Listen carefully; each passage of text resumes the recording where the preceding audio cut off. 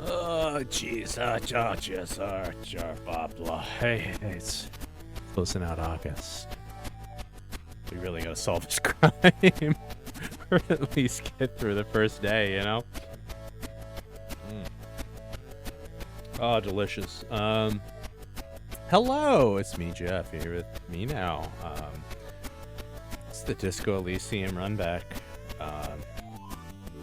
Let's just get through things. Life, X somethings, whatever. Solve some crimes. You know, there's a crime to solve. So we should probably do that, I guess. I mean, it's or not. Who can say? Let's look in our pockets and see what we got. All right. Ooba dooby. All right. Ooh, all right. We were investigating the body. Jeez. All right. We got cool hat. Dick Mullins hat. Great hat. Our cool Rita. 3 T's. Plastic raincoat. That's good. White tank top. You know, I really. Jeez. I should have got more in character. So you know, when I did ye old LP of this, I had a couple of episodes where I got a little, method. But I could have put a tank top on. I probably should have. And I don't have some cool Fallon modular track pants. I got track pants. Could have done that. I got a flashlight. Could have been holding that. I do not have cool flip-up glasses, unfortunately. I don't have a horrific necktie, but I have a dupe of a bolo that shows up in this game. I like to wear that. It's pretty good. Gloves. I have lots of fingerless gloves. That's been my thing for a while. We got the found shoes. Okay, pretty good. Currently wearing, right now I'm wearing flip-flops with sandals, but, my current go-to sneaker is some Vans that are clones of the old Onitsuka Tigers. Pretty good. And, the yellow plastic bag. We gotta collect all the trash. We have lots of keys, but most importantly, we got 1 bullet. When we find our gun, wherever we lost it, we'll have 1 bullet, which may or may not be useful. All right, what do we got to do? Oh, so many tasks. Okay, union box. All right, they'll show up eventually. Kim's armor. Kim. Oh man, we got. Jeez. We've done stuff, though. That's good. I think really our main thing we want to try and get up to today is stealing these boots. All right. So what do we got to do? Get the body down. Do an autopsy. Get rid of Kim. Okay. Alright. So. Well. We're gonna have to hit a child. Fuck does Kuno care? The fuck do you want with it? There we Good call, Pigmeister. The fuck about it? Yeah, no. You're testing. Get lost! Kuno does. I know Kuno. Alright. Boots. Here we go. Brain power. Go! There are several footprints in the mud, left by work boots. Anywhere from 6 to 12 pairs have walked here. What kind of boots? Heavy workers' boots with reinforced toes and hobnails, all over the yard. Isn't this something an industrial worker would wear? Lieutenant! Workers' boot tracks. Noted. Alright. Let us, can we increase our visual calculus at all? Let's see. I cannot do quick save. I remember that. It will give me an error message. Look at our goodies. Okay. Close. Nope. Nope. Nope. Nope. Nope. Nope. Nope. Nope. No. No. No. No. No. No. No. Okay. We need something that's gonna make us smarter. All right. If we want to. Oh, yeah. Wow. Do we have a point? Oh, we got 2 points. Hello. Okay, so we could try this and then pop a point into visual calculus. That will Let us certainly take another crack at it. Okay, that's good. Yeah, I think that feels like a plan. What about our rooms? Nope. We don't have any goodies that'll make us smarter, unfortunately. Alright, let's try and do a deduction. There are several footprints in the mud, left by work boots. Anywhere from 6 to 12 pairs have walked here. Let us get an exact count. Ah, damn it. What do you think you are? A super detective? Yes, I am. What if we bumped our visual calculus up 1 point? There are several footprints in the mud, left by work boots. Anywhere from 6 to 12 pairs have walked here. And bingo bango, we're greater than 50%. Maybe more than 12. No. 8 pairs of boots have shuffled back and forth in the mud. Let us go over them one by one. 1. Standard work boot, steel reinforced toes, number 46. Okay. 2.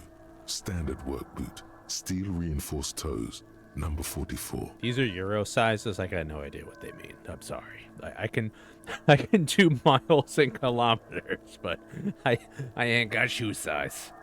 3. Hobnailed work boot, steel reinforced toes, number 43. Sure, man, yeah. 4. Standard work boot, number 45 or 46. Wait, which is it? You don't know. It's a miracle you can tell the prints apart as it is. The cold must have preserved them. Count more. 5. Another standard work boot, steel reinforced toes, number 44. 6. An aberration, light as air, even pace, same make of boot, but number 41. Male or female? Impossible to tell. Could also have been an adolescent. The gait is undeveloped. I'm pretty good at this, ain't I? You're not bad. It's as if the whole world darkens. Everything else has a thin film of unimportance on it, and the tracks burn in the middle of it, in a strange, beautiful way. Let's count the rest. 7. The glowing outline of a standard work boot, number 46. But the imprints are twice as deep as the others. The weight exceeds 200 kilograms. I can't do pounds to kilograms, I'm sorry. 8. And yet another standard work boot, number 44. There's an aberration in the pattern of the sole, however. The right sole is smoother, more worn. How many? 4, 8. I was pretty off then. I counted 20. The same guys are going back and forth. I never got the hang of it. Hyperopia. Do you see anything out of the ordinary? Light step, number 41 shoe. A woman? Or a kid? I don't think there's any way to be sure. Understood. Anything else? A heavy one, 200 kilogram imprint. 200? Could it be the combined weight of two people, one carrying the other who's tied up? Let's say a heavily built worker carrying a similarly built, soon-to-be-dead man. He might be right. 200 kilograms of living weight is unlikely. One of them was carrying him over. Possibly, yes. But why? Why did they have to carry him? Yes, they could have used a makeshift stretcher or just march him up to the gallows. Maybe the victim wasn't conscious. Even easier to carry on a stretcher, or between two men. Anyway, it's for future consideration. What else can you see? An aberration. One sole is smoother than the other. Interesting. Let's name it the odd sole. Do you have any ideas, Lieutenant? Someone operating a workbench with a pedal? Like a joiner at the harbor. Or maybe a drummer? He regrets it the moment he says it. So one of the people we're looking for is a drummer? No, it's not. Forget I said it. We are not looking for a drummer. Perhaps it could be a driver. A driver would wear out the right shoe before the left. The accelerator is on the right. Interesting. If only I had come up with that idea. He doesn't seem to hear you, looking south toward the traffic jam instead. The machines are silent. The engines are all turned off. We should keep our eyes open around the traffic jam. See whether anyone strikes out as a potential suspect. Seems prudent, no? Yes, prudent. Mm-hmm. How old do you think these tracks are? A week, maybe? 7 days would fit the time frame provided to us by the caller, who reported the hanging. It is not impossible. How do you know? I pulled last week's forecast for coastal Havashol. 7 days below freezing. The day before, the day of his hanging, was the last warm day. Correct again. Sub-zero temperatures would preserve the tracks in a good state. The commotion here could have taken place a week ago. What do you think happened here? What do I think? A mob of people brought something heavy to the tree. One of them was carrying the victim. They shuffled around, especially under the tree. Then, after hoisting him up, they stood in a semicircle facing his direction. At first glance, this appears to be a lynching. Indeed, they all stood in a row here and looked at the tree. Yes, everything fits so well. Carried him over, hoisted him up, watched him hang. This is easy. I think we have a firm understanding of what happened here. The lieutenant's eyes narrow. He's thinking to himself. I doubt, perhaps, it would be unprofessional of him to be sure of himself at such an early stage of the investigation. Either way. What else? Well, we've been through all of it. Alright, slam the save. Blop.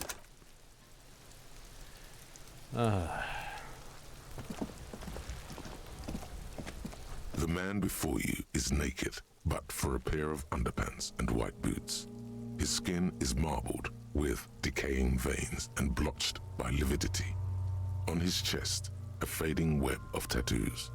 The cargo belt used to hang him from the tree looks reinforced. You know, we could drop a point to Inland Empire. Alright, we got 3. Oh, Kim wants to talk. Kim wants to talk. What's up, Kim? We should think about calling it a day, maybe. The nights are still miserably cold this time of year. But I haven't paid the cafeteria manager for the damages yet. You should take care of that, then. I don't have the money. Let's talk to him anyway. An officer of the RCM shouldn't be sleeping in the street. We'll figure something out. Though he finds this situation frustrating, he is doing his best to not make you feel any worse than you already do. Thanks, Kim. Alright. So we want to try and get this body down, though, before we call it a day. Because then we can steal some boats. The man before you is naked, but for a pair of underpants and white boots. Our inland. Alright. Do we have any Inland Empire clothing? We have +1. I don't think anything else. Let's get bump us up. Oh! These cool glasses. Alright. So it's +2. Do we have anything else for Inland Empire? No. Alright. So I gotta put a point in. Which is fine.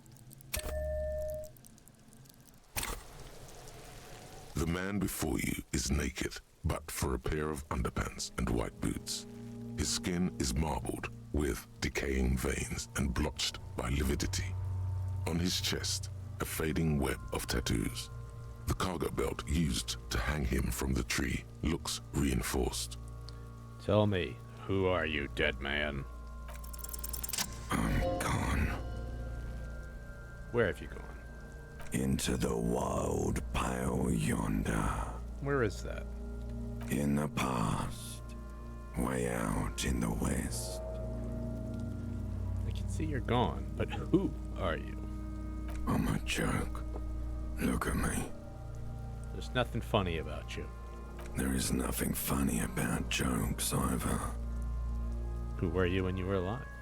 A killer. A motherfucker. And a killer.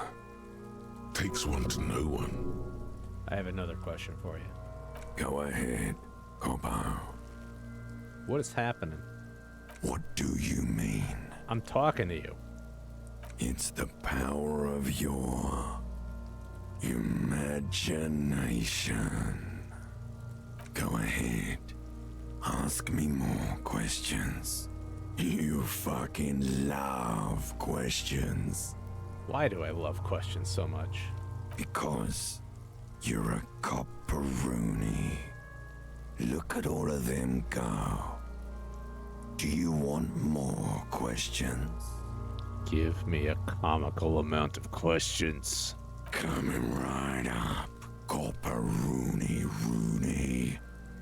This is getting upbeat now. Is my name Rooney? Fuck no. You're no Rooney. Of course not. The name is Raphael Ambrosius Cousteau. Listen to yourself. You're not a Raphael anything. You're probably just Harry or something. That's right. Harry. Nah, can't be Harry. I refuse. Good for you. Why do I feel like I have forgotten something terrible? Because you have. Who killed you? Love did me in, Provocopo. It was love all along. Can you ask me a question? Sure, Lobo. I can ask you a question. Why are you doing this? What? Looking at my face, motionless.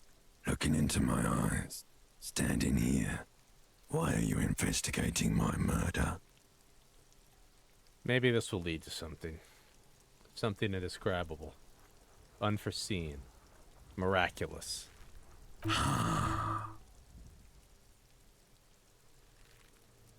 Something is on its way. Something hidden. It's coming. A miracle from the northwest, and it's almost here.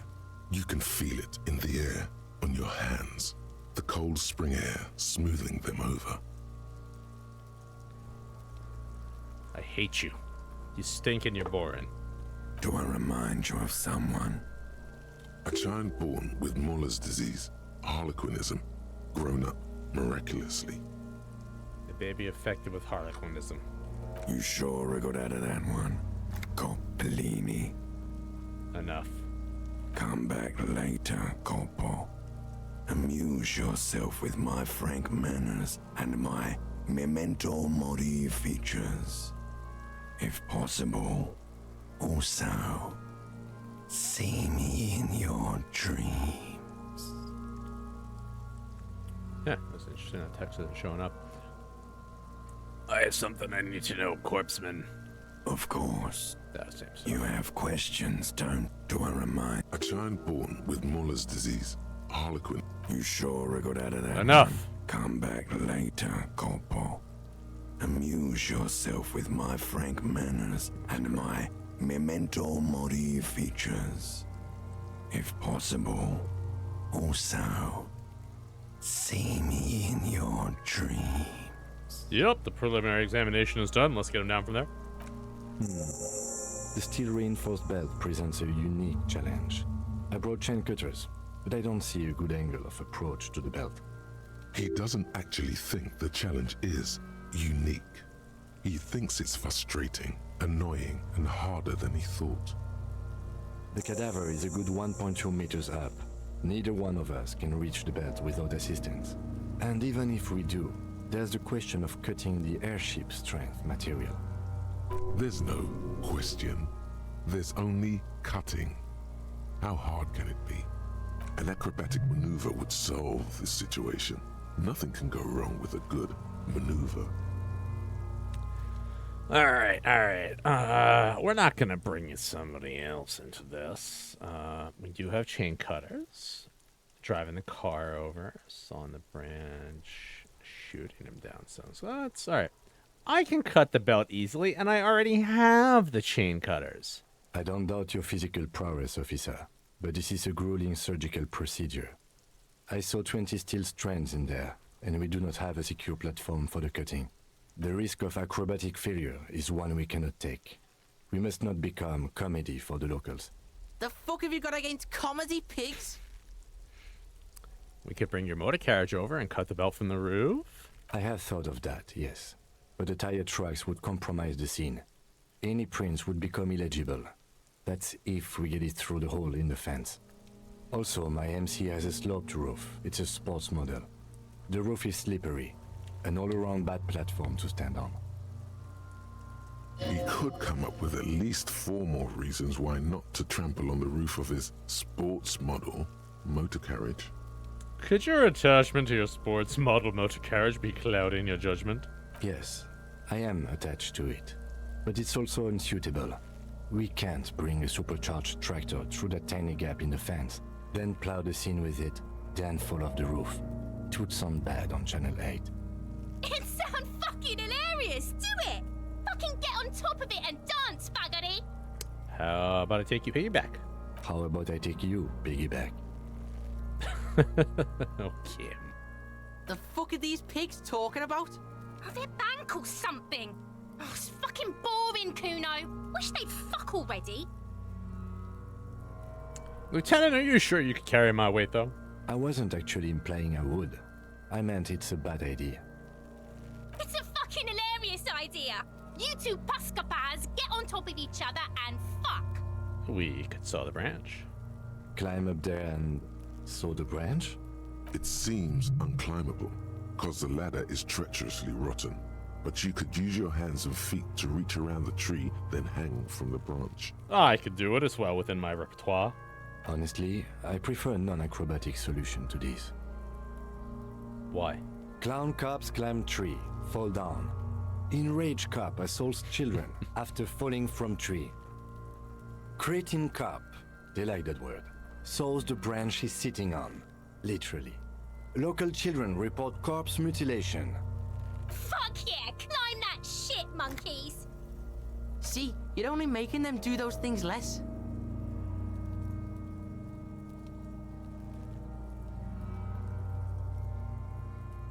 I'm not afraid of newspapers. We shouldn't be. Oh no, we should be very afraid of newspapers, and the radio stations too. We should be wary of enticing them in any way. So we're just gonna let those kids bully us into not doing our work? What I'm proposing is, we save acrobatic tricks as a last resort, after we've tried everything else. Oh, these have got to be the most fucking boring multiparts I've ever seen. All right. Maybe we could shoot him down. Yeah, bang bang time, pig. Shoot his head off. How? Where the buckle ties the rope to the branch, that's a good spot to aim. There, the buckle holds the belt together. Where? Ah, yes, I see. If the shot hits that, there might be a chance to release the belt. Yeah, now we're talking. Entertain a Kuno with some shit. They'll miss. The pigs will miss Kuno. Wait. Let me try. The lieutenant's brow is furrowed. He appears too deep in concentration to even notice what you said. Just, let him choose. Silence. With his elbow sharp, the lieutenant unzips his jacket and produces a lightweight firearm.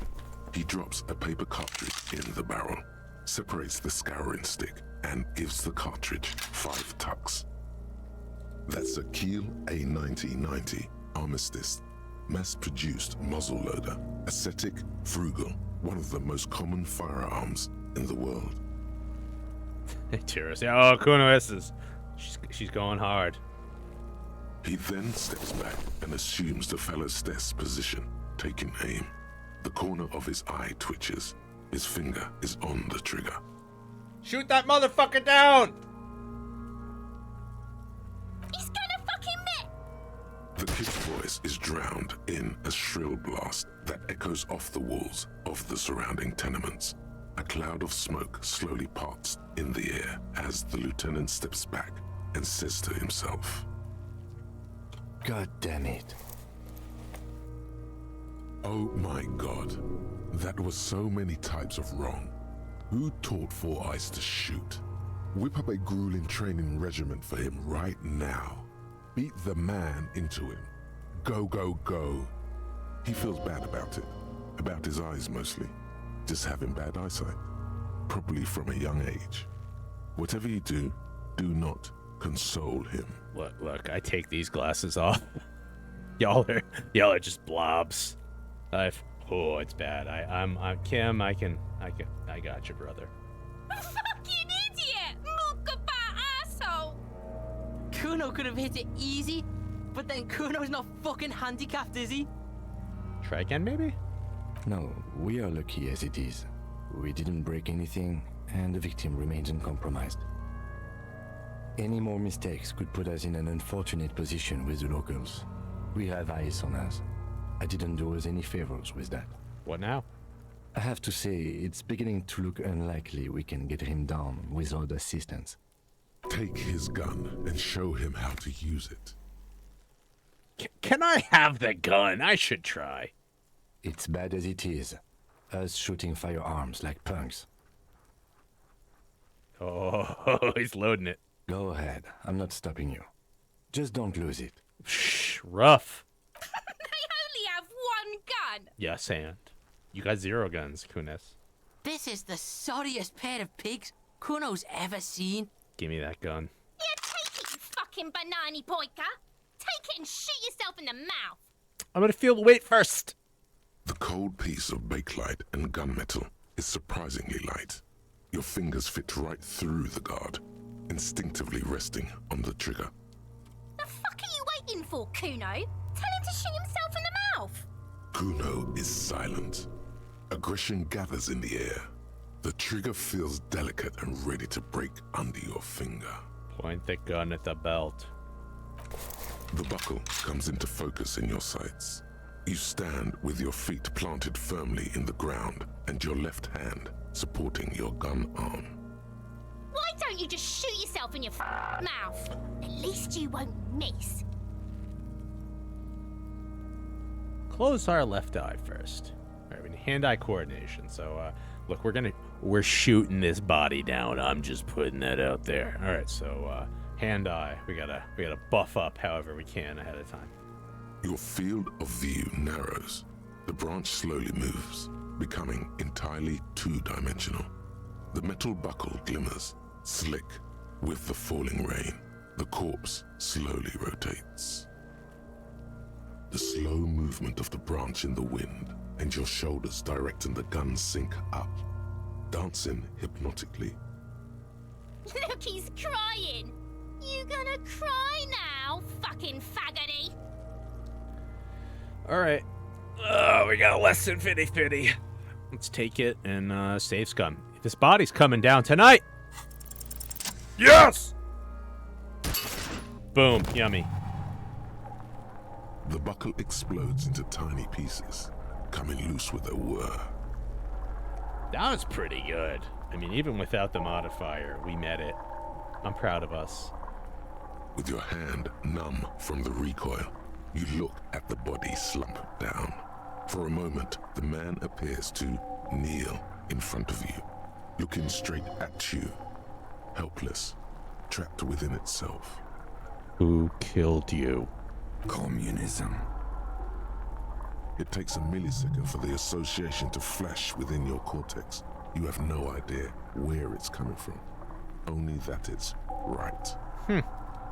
Then the rigor in his muscles gives up, and he smashes sideways into the spring mud, letting out a horrid stench. Hey, Delita. Yeah.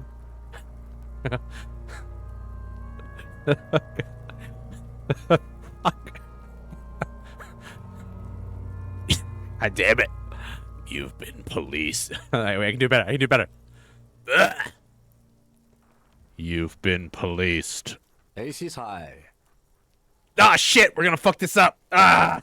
The ace is high, a custom invented by the aerostatic brigades during the revolution, is used to celebrate success in Revachol, especially in sports. The gesture is spread across the world, despite the defeat of the revolutionaries themselves. Oh god, I would love to play Maiden Aces High right now, but I can't slap it!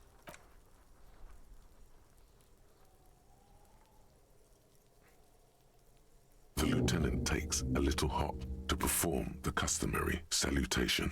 Your palm hurts from the slap. It's precise and down to the point. I knew these guys were Yeah? Got a problem with that? Kuno cracks with laughter. Sounds like someone strangling a seagull. It's clear he enjoys himself. I knew they suck each other off. What now? We will perform a field autopsy and determine the cause of death. But before... Excuse me. It looks like I feel like taking a break from the stench. I'm sorry to interrupt the jubilations here. Just a little breather before we do the autopsy. Wait. Field autopsy? Yes. The 4 phases of a murder scene. 1. Investigation of the scene. I'm satisfied with that part. The trash container, the prints, we've been thorough enough. 2. Initial examination of the victim. We were exhaustive in our efforts there. Good job. 3. Field autopsy. This will not be pleasant or easy, and it will have to be performed on the scene. The fuck are they on about? Cops are gonna cut his shit up next. 4 and final, transport of the coroner's case to the district morgue. I'll do that. God, it stinks. Hey, got it. Good. All right. In the meantime, we should try to interview Evrard Clare, the leader of the union. Harbor property was clearly used in the hanging. The harbor just east of here. Getting in might prove a challenge, though. Or we could ask around for the representative of the logistics company. My initial information says the Wild Pines have sent some sort of strike negotiator to wrangle control back from Evrard. You could ask the gardener for directions. Is this the famous list of initial interviews? Yes. And those were the interviewees. Let's go. Ooh, got a thought. The Jamrock Shuffle. In a way, yes, you are treasure hunting. Most officers from Precinct 41 do what is called the Jamrock Shuffle, cracking open containers. Most of them are from Jamrock or Coal City, the poorest parts of Revachol, that also overlap with the network of royal catacombs called Le Royaume, just beneath the streets. As children, you would all go underground, hoping to find treasure, and come back with a rat's tail or a used needle. That playful curiosity must still be in you. Who knows, maybe one day the Orbe de Montagne, the Holy Scepter, and the Cocaine Skull will all be yours. I'm back. I had to pet Tuna. He needed it. He was laying right in front of the tiny fridge. If you want to know more about Tuna or the tiny fridge, hey, talk to Torpo. Torpo's seen him. Both. All right. So, pretty cool. What's our bonuses? Oh, hey now. Yeah, we keep this one because we're going to do a lot of looting. You know, it's an Erpiger. So we do want this. Sorry, I'm pouring a lime packet into my beverage here. There's a certain amount of method you gotta do with a Disco Elysium. Alright, hey, here we go. Accept. Alright, so I gotta unlock that. This is high. Empathy towards Kim, pretty good. I have 2 skill points. I'm gonna hang on that one. I think. Yeah, let's just put our cool man glasses back on. Our Gurnal, pay for damages, working on it. Field autopsy, gotta do that. Arma map.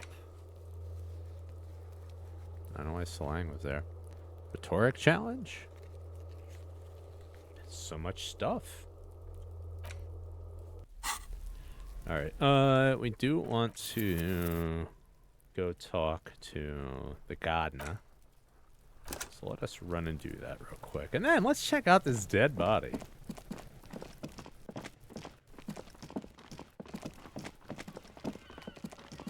Hey, lady.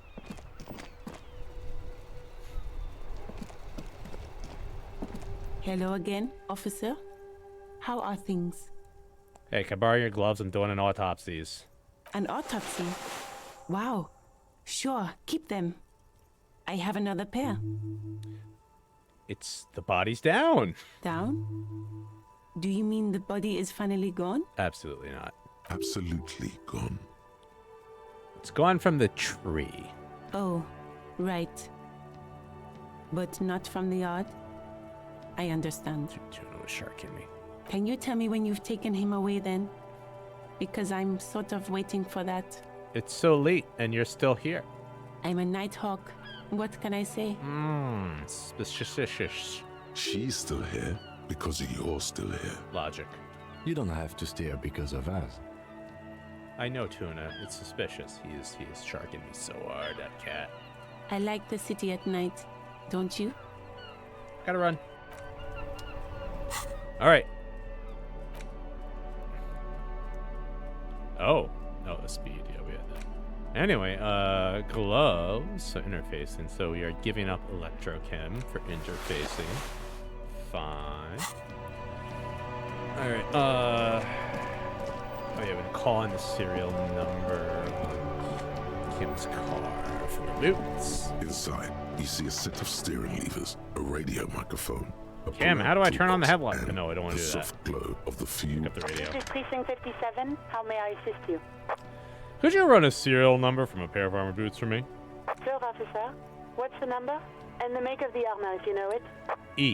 E50.100.1000.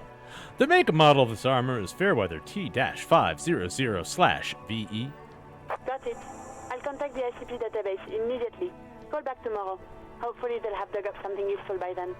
The International Collaboration Police, ICP, is an inter-Isolari law enforcement service, the crown jewel in the moral intern diadem, alongside EPIS and the coalition government. Ah, pretty cool. You know, coalition governments, we like those. They're useful, I'm fairly sure. Alright, yeah, we're done with the radio. 57. In the cabin, you see What else we got? Oh yes, we wanted to investigate a vehicle within the traffic jam, which should be down here.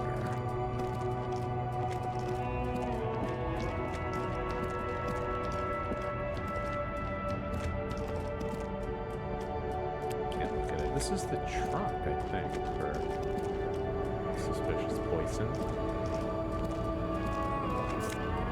Oh my god.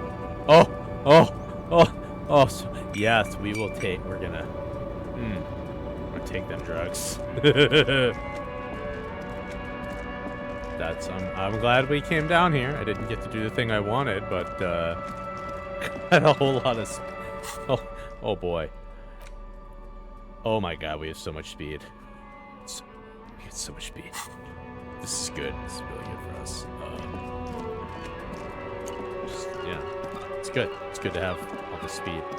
All right, we gotta do an autopsy. Let's do an autopsy. And I feel like if we're gonna do an autopsy, you know, we should save. You know, to be safe. 1, 2. Should maybe have a little snifter. Okay, just a little. Oh, I didn't equip it correctly. No, I did. It's held in my right hand.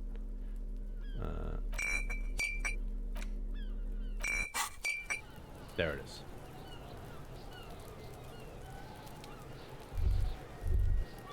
Am I not able to? But speed. I want to use you. +1 minus morale. Is it?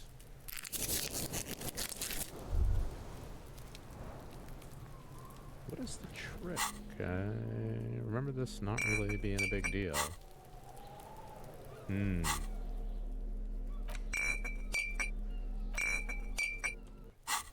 Okay.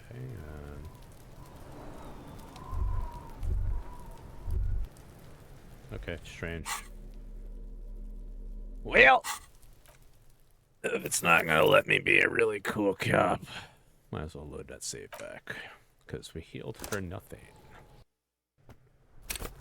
Alright. Well, we're back at it. Let's investigate the body. The rotting man lies on his side with his eyes looking straight through you. The belt is still around his neck.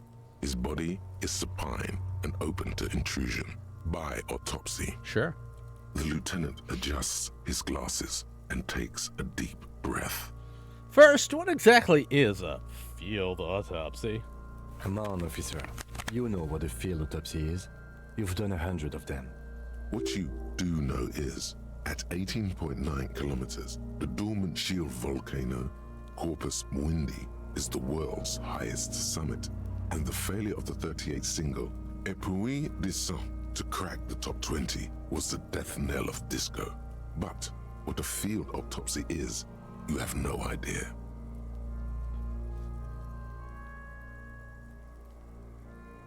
Let's get in there. There truly is a time for everything, even for yellow gardening gloves. However, they are lacking hygienically. I suggest you get in there in limited capacity. I don't know. What do you mean? I mean when I need you to. Until then, I should handle physical contact, and you should take notes. Just fill this in, right? That's right. Hey, tell me something, dead man. Shoot, Looney Rooney. Which was it that killed you then? Love or communism? Huh?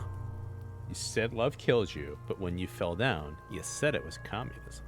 You're misquoting me, Rooney. I said communism killed me. Love did me in. Okay. Subtle difference, but the distinction's important. You really need to learn the difference, buddy. This is embarrassing. Enough! Come back later, Corporal. I'm gonna pause. Amuse yourself with my frank... I Boots! thought we decided to leave it to processing. Let's not turn this into some kind of circus. Okay, so you can sneak out of your room maybe, after he's gone asleep. Smart. Let us open our ledger at the field autopsy form. The dead man stares in silence as you crack open the ledger. The bright red paper is covered in boxes and lists, describing the condition of his skin and organs in 3 parts. Above those, an 11-field info form needs filling out first. It begins with 1. Assistant. That's you. Raphael Ambrosius Cousteau. the corpse is indifferent to your scribblings, just lies there. The next box says 2. Coroner's case number. KK57-0803.0815. KK equals Kim Kitsuragi. 57 equals Precinct 57, followed by his date 0803 and time of arrival 0815 on the scene. He's indexed the case after himself, not you. All right, so is it August 3rd or is it the 8th of March? What do we think they're doing? I'm going to say there's a better than average chance they're saying it's the 8th of March because we're doing a lot of, the proper science units. But look, I gotta say, if we're going to talk about date, and I'm just speaking as a data scientist here, year, 4 digits, month, 2 digits, date, 2 digits. That's how you do it. Sorting's important, folks. Anyway, continue. That's because he doesn't want to bring up the messy question of your initials. Shouldn't we file the coroner's case under me? Technically, I arrived at the scene before you. And what would that make the alphanumeric? I have no idea. I do. KK57-0503-0815. I'll write it down. Next, Name. NA. Next, 4. Date of birth. NA. 5. Age. Roughly 50. Try 40. The damage is so extensive, it's better to err on the young side. I'm gonna write approximately 42. He nods. 6. Race. Mondial. Fair to olive-skinned, from the Isola of Mundi. This is as vague as it gets. You might as well say whitish. Write it down. The pudgy mess of curdled meat looks neither mondial nor anything other. 7, 6. Fucky! Yeah, you know, why not? Male. Pigs can have sex. Oh, I like I like 1 and I like 3. Well, does anybody have suggestions over what's the best answer? Is it fucky? Is it pigs gonna have sex? They're both pretty good. I like them. I like them both a lot. You know. You know, if you know the game, we could maybe have a new partner, which is, you know, pretty cool. But we'll see who it is.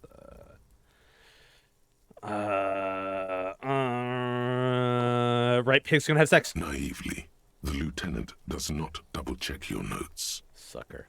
8. Date of death. We're still going with March 4th, 51. All right. Right. All right. Yep. We're doing day, month, year. Got it. What else? 9. Body identified by is non-applicable.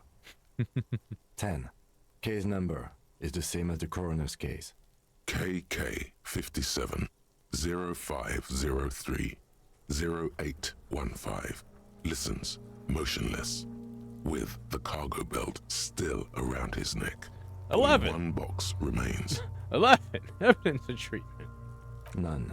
At least not after the initial examination. What exactly is treatment anyway? Interfering with the body's position or wounds post-mortem. I'm not so sure. Didn't the footprints look like he was carried over? They'd have to have incapacitated and carried him over. This man was more than a match for untrained dock workers. We should start the post-mortem. Toying the page. The corpse cannot feel Kim's hand on his chest. It no longer meaningfully interacts with its surroundings. A thicket of boxes and lists on red copier paper tries to answer why. 1. External examination. Summary. Clothes. The deceased wears armored boots and white briefs. The make of the briefs is Babrodine, I think. Let's see. See, it's happening.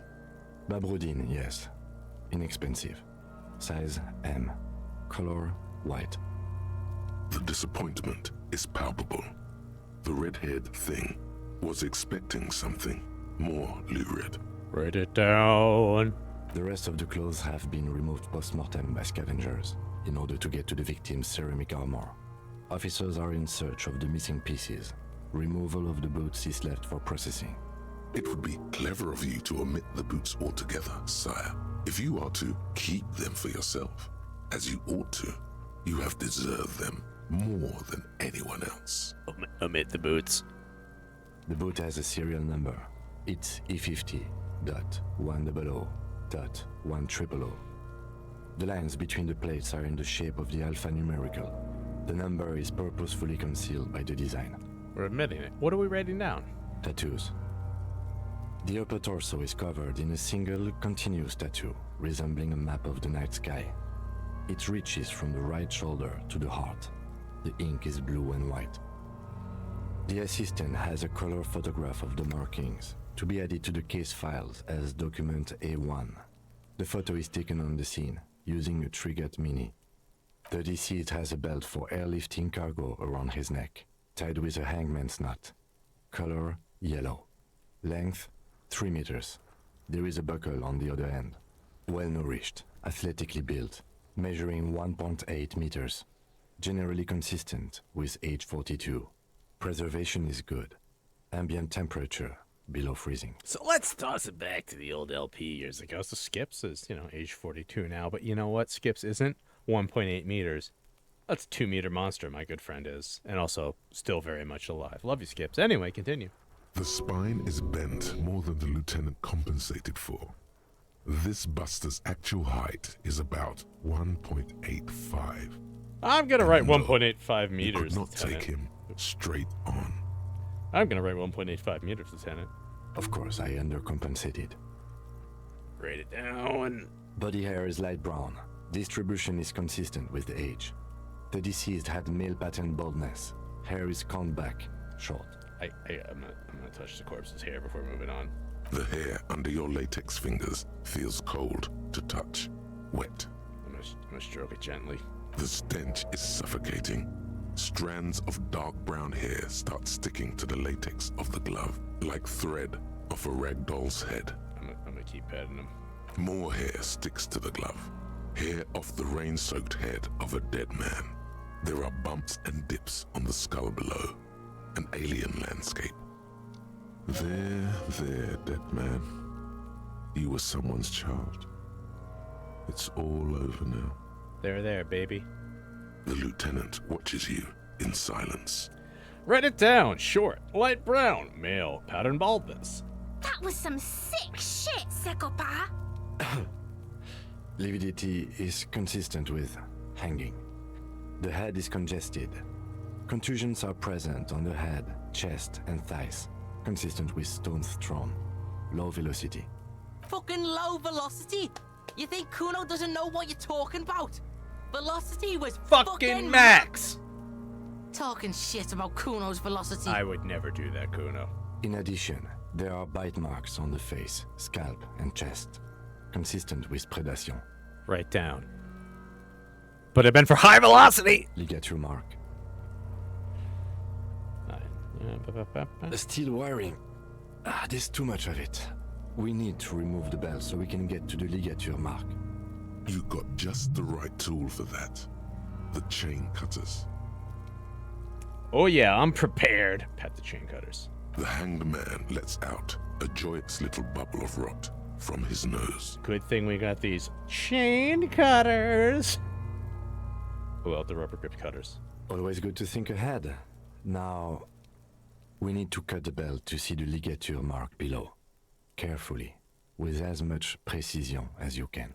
See, my pig is gonna fuck his head off. Yes, and? No, he ain't. Your pig's a boring fuck. Look for a good spot to cut. The belt is equally tight around the whole circumference of his neck, swelling over the edges like white bread rising from the east. Alright, Fizzy. Let's fucking go. You see the cutters right under the knot. That seems like a smart idea. Yeah, somewhere there. Failed by one. Already they're buried deep in the man's flesh. Then you rotate them to get a better hold. Let's Then rotate some more. a really, really bad smell is coming from there now. And some kind of cracking sound. Enough, cut some. Yeah, fuck him. Fuck that faggoty. Corpse fucking time. Told you my pig was hardcore. I should have a go first. I think I have a strategy. No, give them back. I was just about to cut it off. His head, yes. You were about to cut off his head. Damn it, Kim. Yes, that's much better form than you had. Snap. The knot is slashed. Another cut and the belt falls apart like a flower bouquet, revealing the dead man's neck and the dark red ligature mark around it. Look, we still got experience. That's fine. Here. The rope rises to a point, leaving a gap in the ligature mark. The suspension point is in the back of the neck, on the nape.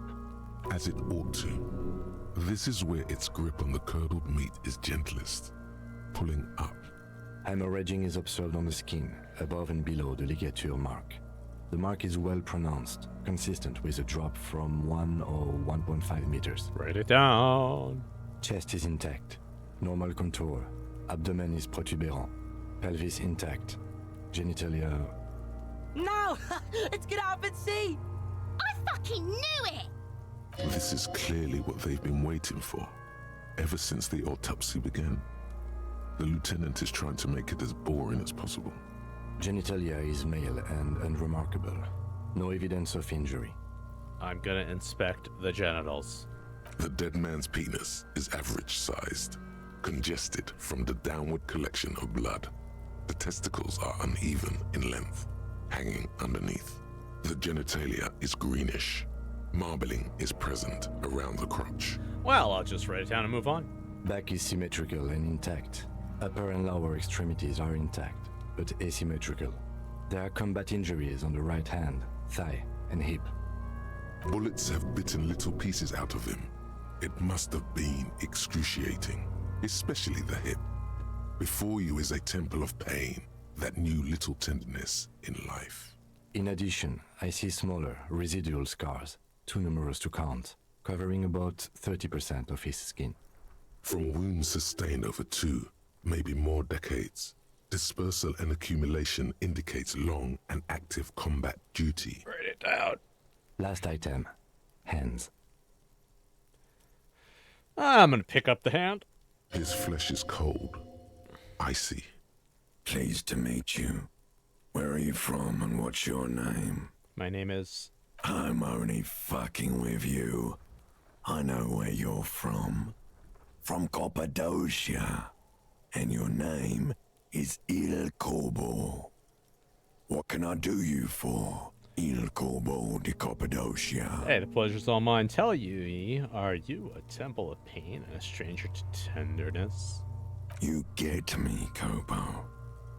I feel like you were once, for tenderness and kisses yourself, but then shit went south and now you're ahead of even me on the pain front. We should do this more often. Be close like this, I mean. Hands are clean. No sign of injury from struggling. Were we expecting any? I was. Maybe I'm just not seeing them. Honestly, this stench is making it hard for me to think at the moment. I mean, hey kids, it seems weird a feller what were hanged and didn't struggle, huh? You know, just went with it. Hey, write it down. Ooh. That's all for the external. Well done. What next? 2, internal examination. Summary. Central nervous system. I have nothing. Do you have anything on this man's central nervous system? Of course, there is a moral to be drawn from it. A moral to this story. If I may add, the moral of this story. What would that be? The dead man looks, too, with barely contained excitement to hear the moral of his story. The brain is very vulnerable to compromises in its blood supply. I think that may well be the moral of every story, officer. All right, NA. Good. Musculoskeletal. Purge fluid is coming from the mouth. Not injury related. Eyes and tongue protuberant. Hyoid bone. Let's see. With his eyes almost closed, the lieutenant puts his hand on the dead man's throat and begins to massage it, gently. A rotting smell erupts from the mouth. Purge fluid runs down his lips, black and viscous. Yeah, jack that fucker off! Goodness, that's...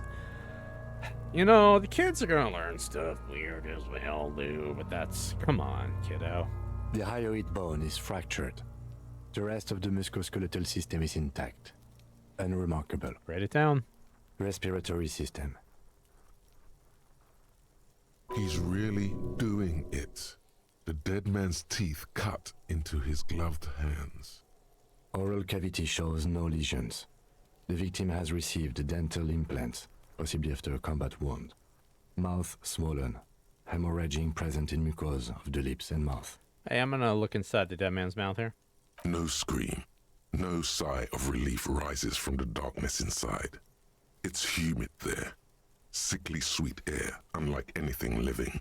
You feel like you're about to throw up again, straight in that mouth of his.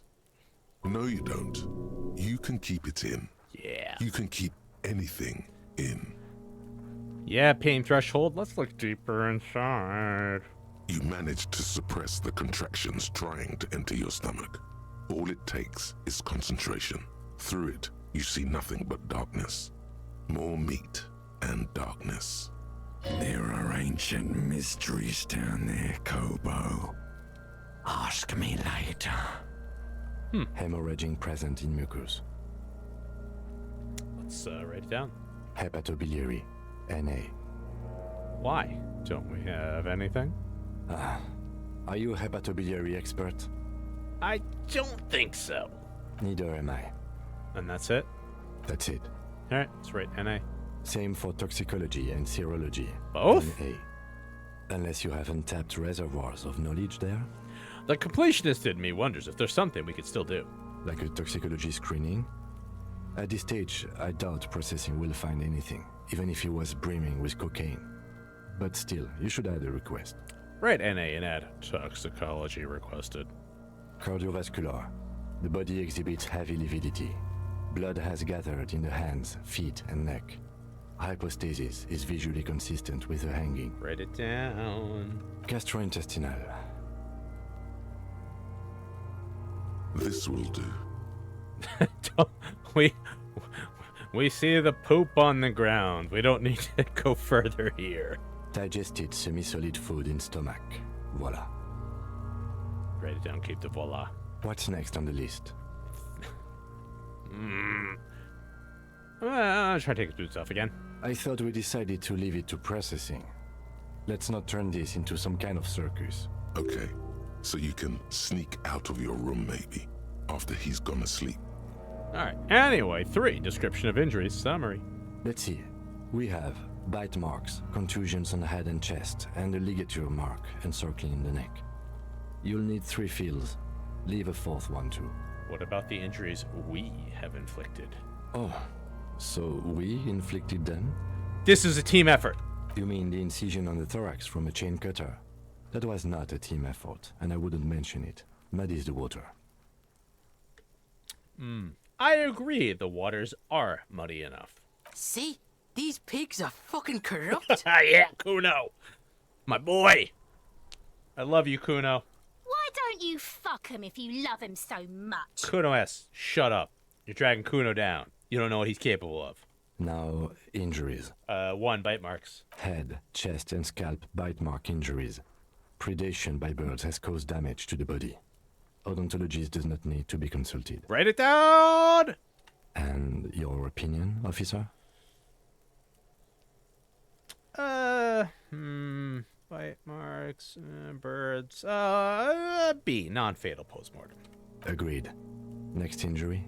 2, contusions. So, the scalp bleeds from a post-mortem head injury, a stone. The injury does not have the rim of an early inflammatory response. The perpetrator on the scene has confessed to causing it post-mortem. At maximum velocity, fucko! Maximum velocity. Has confessed to causing it at maximum velocity. Write it down! Coagulated blood sticks to his scalp and chest, where the countless stones have hit the dead man. Beneath, the description of injury. 2 boxes. B, non-fatal postmortem. Right. Next. 3, ligature mark. Finish the, wait. Ooh. Hey, what's the 4th injury field for? Nothing. Just in case. Let's turn the page back. The corpse lay slouched to the side, oblivious to its surroundings. The field autopsy form describes his state in 3 parts. Alright, 3, description of injury summary. Alright. Bite marks, contusions on head and chest, and a ligature mark encircling the neck. 3, ligature mark. Finish the autopsy.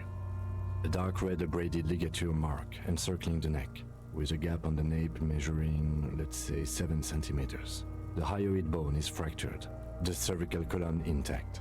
I see hemorrhaging on the skin, above and below the ligature mark. Depth of the mark, 1 centimeter. No signs of clawing on the neck. Weird. You just like hang somebody and they're not like fighting it, trying to get out. Hey, write it down. Below the note, 2 customary boxes wait to be ticked. The man's head jerks to the side. The ring around his neck is visible. What was that about no clawing around the neck? You'd be clawing for your life. Yes, physical instrument. B, non-fatal post-mortem.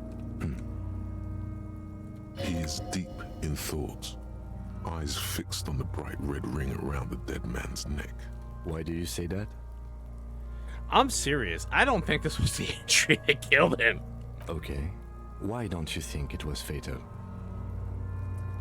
Why didn't he claw at his neck when they hanged him? And why did they not tie his hands? A big man like this is dangerous, Kim. Honestly, I'm not sure there weren't marks on his wrists. That part got blurry for me. The stench. But you are right. There should be signs of struggle. Let's leave the cause of death empty for the time being. Let's wrap this up. I pronounce this field autopsy over. First, how did it go? It was an irregular field autopsy. We did not establish cause of death, which is supposed to be the goal of an autopsy. But, personally, I do not see this as a parameter for success. We also requested a toxicological screening. That was thorough. The results should arrive in a couple of weeks, if we are lucky. I will not hold my breath. What else? We were thorough with the list of injuries, too. We described them all in detail. What is there to say? Given the circumstances, it was a professional field autopsy. What now? I need a copy of that autopsy form. Then I will drive him to Faubourg Hey, let's rip out a copy of the autopsy pages. for processing. He's thinking, did I miss something? I'm sure we didn't get everything. There's always something. Alright, can I get this perception check? Damn. Let's leave. If we look at it again. The man is the lieutenant adjusts his glasses and takes a deep breath. Alright. Didn't establish probable cause. Wasting time, though. Alright, so that's a no. Alright. Oh, jeez. Alright, perception. Alright, what do we got here? Alright, so we have nothing right now. Taking our perception down. Do any of our clothes help our perception? No.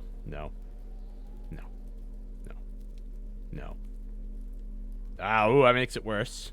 No.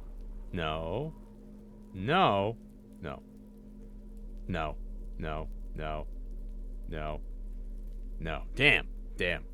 Okay, so we want to do the speed. That would be good. All right, let's give ourselves a point in perception. That'll help. Save our game. Do a little savey right here. Yeah, confirm it. All right, so that's good. And I'm gonna go inventory. I'm gonna not interact. Tools. So let's just put it there. Why doesn't it show up?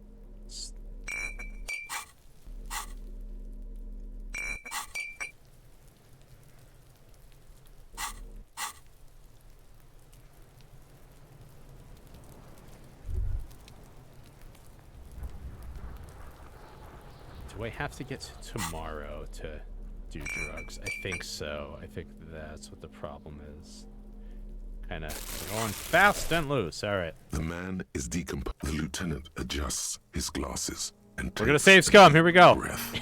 8%. We need a 12. Double six. You run your hands over the victim. Give up.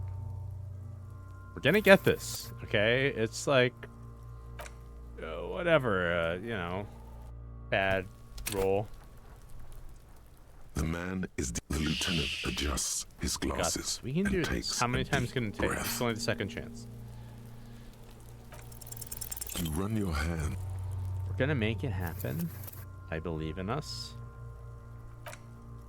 And we'll give it like 2 more, and maybe we'll pump another point in. Mom. The man is decomposed. The lieutenant adjusts his glasses and takes a deep breath. You run your hands over the victim's cold body, his limbs, the pants again. genitals in his breeches. Do you think we missed something?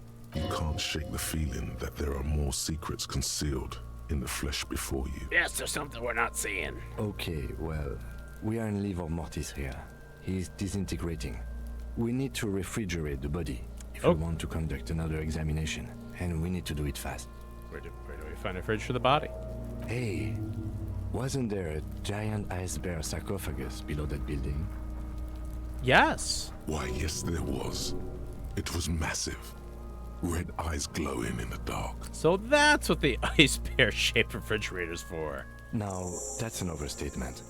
It's not actually for storing cadavers, or at least I hope so. I think we should take a look at it first. Make sure it's big enough before we carry him over. Let's move. With every hour, whatever we are looking for in the deceased will become harder to find. Kim, that's a great idea. Let's go look at that body. The bear. Put the body in there. Some cool boots.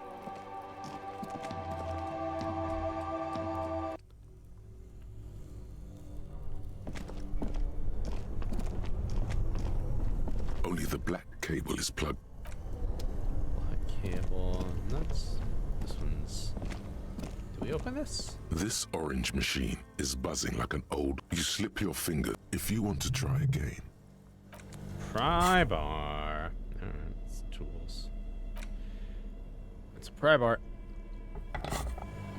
This orange machine is buzzing like an old submarine. Oh, we need the It super pry bar.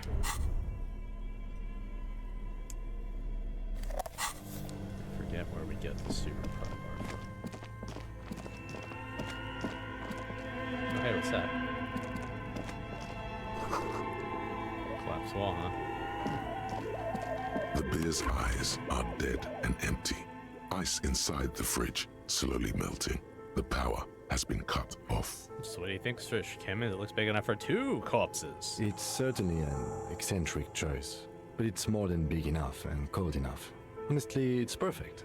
All we have to do is plug the fridge back in. Alright, let's close it. Alright, power box. Ba-da-ba-da-ba-da.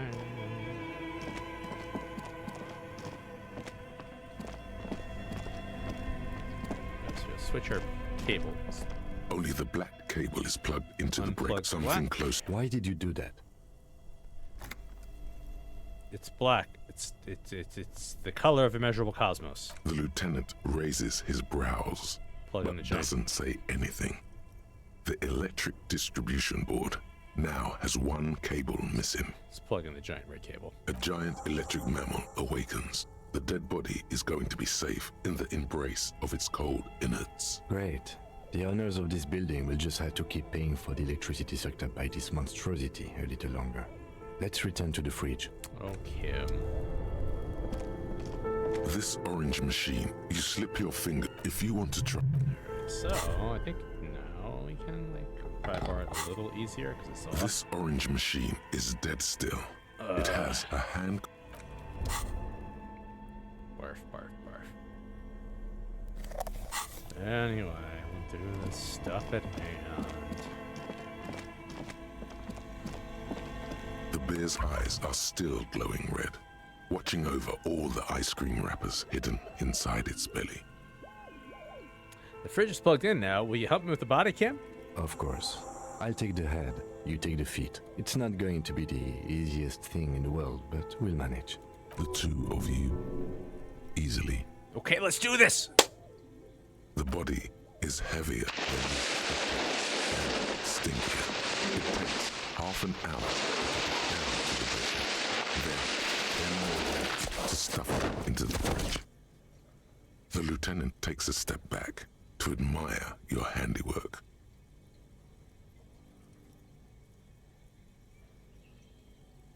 Beautiful. A dead body in a nice bare fridge. This is some of the best police work I've ever done. Kim. You've definitely earned a drink after this. Perhaps even some pagan rites.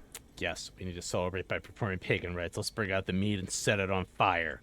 I knew you would say that. I knew this would lead to drinking. No, no more. This is paganistic enough, and it does not leave this room.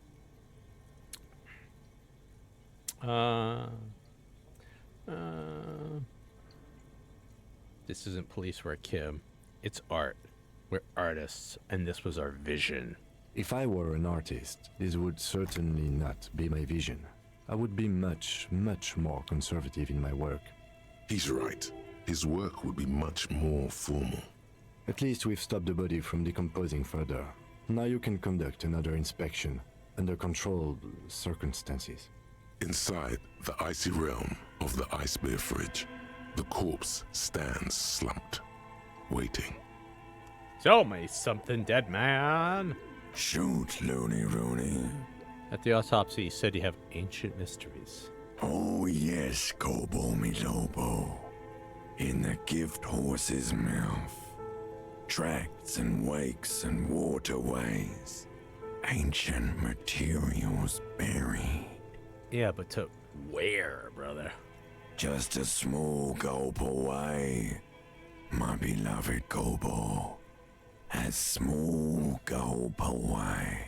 How do you like it in the fridge? I like it a lot, brother. This really is your finest hour. You're a genius. A regular Coppelangelo. Enough! Come back later, Coppo. Amuse yourself with my frank manners and my memento mori features. I want the boots. I thought we decided to leave it to press. Okay, so you can. Close the door. There it is. Scam or save.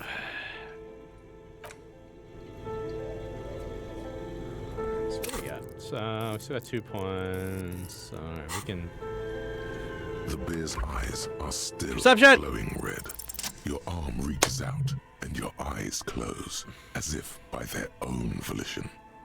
It's dark all around. You feel cold, dead flesh through the latex glove. It's right under the palm of your hand.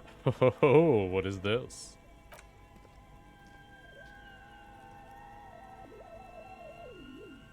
His face, his cheeks, his nose, his fat, swollen lips. Like a rubber spider, your gloved hand crawls on his features. Everything is silent, all around. I mean, let's crawl up his nostrils. They are swollen shut. You need to really push to get in. Then I should push my fingers in his nose. Only the little one fits. The flesh changes shape as you bore in, searching for something in the cartilage. The thing you're looking for, it's not there. Crawl out, spider. I'll put my fingers in his mouth.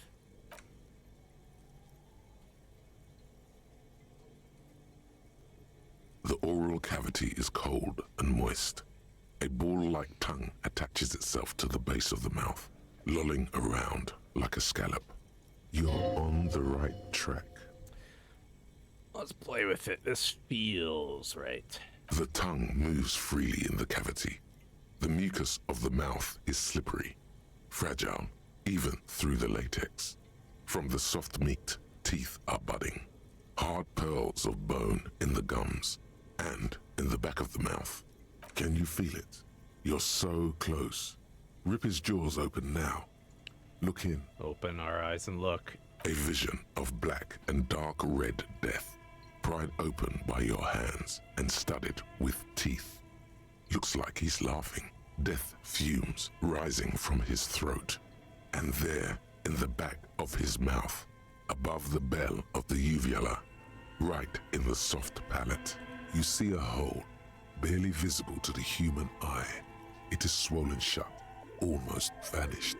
No larger than 0.4 centimeters in radius, the edges appear darkened. An abrasion collar. This is what we're after. Fuck yeah! Keep going. Let's touch it with our finger, gently. A black trickle of liquid runs into his throat from the wound. Let's, put our finger in. Your index fits right in there. A tight tunnel of flesh opens up. Tissue damage. Wide enough for 2 fingers. As you push both in, you reach through his mouth, right into his brainstem. Brainstem? Yes, that's what this part is called. You've seen the drawings. You've studied them. I should probably feel around first. The basal ganglia feels clumpy. What entered here has torn apart his reptilian complex. This man will never sleep again. Never wake. Oh, we might as well push deeper. Your yellow fingers slide into the remains of the limbic system. There is no resistance. It's gelatinous. The slug-like structures are damaged too. The tearing extends deep into both hemispheres. There's a cavity cut right between the hemispheres. The lieutenant answers with the sound of his pen on paper. Push deeper.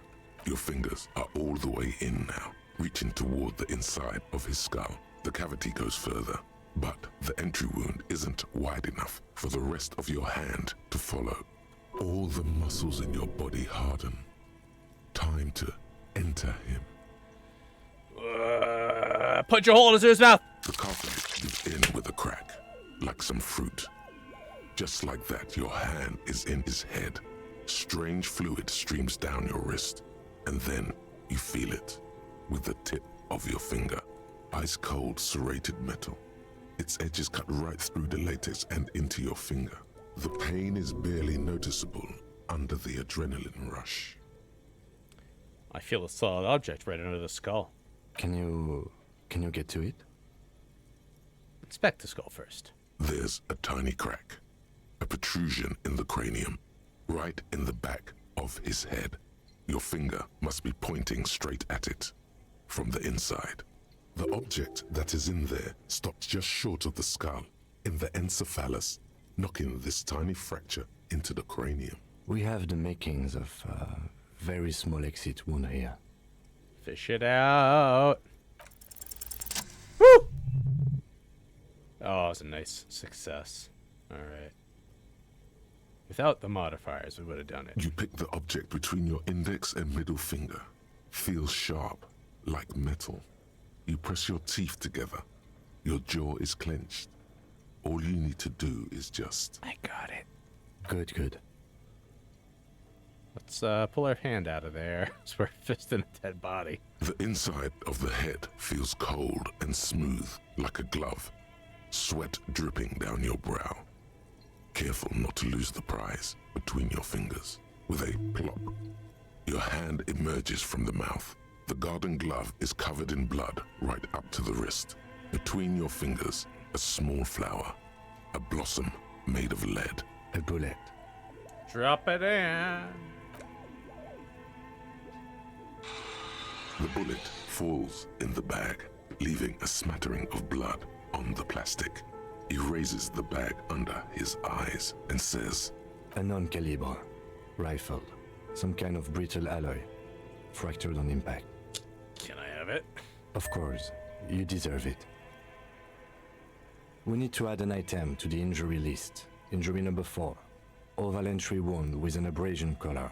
Soft palate, back of mouth. High velocity. Temporary cavity in brain tissue. Small exit wound on the occiput. How does that sound? Sounds like heaven. Opinion, fatal injury.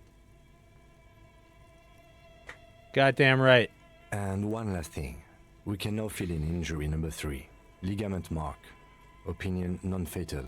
Post-mortem. Treatment.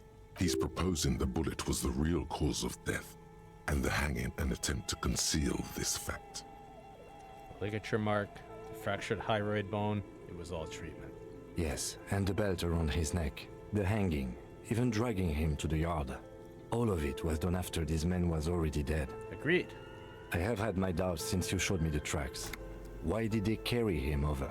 Why not march him, I thought. There was no satisfying explanation. There have been other signs too, small things. We were right not to assign hanging as cause of death, as the perpetrators expected we would. No such luck for them. There is, of course, the very real possibility he was both shot and hanged. No. Maybe the bullet holds more answers. Yes, we should take a closer look at it. I am certain it has more to tell us. This little thing could reveal much about the weapon that shot it. I think I need to wash myself. Oh, you really do. I am glad to hear you say that.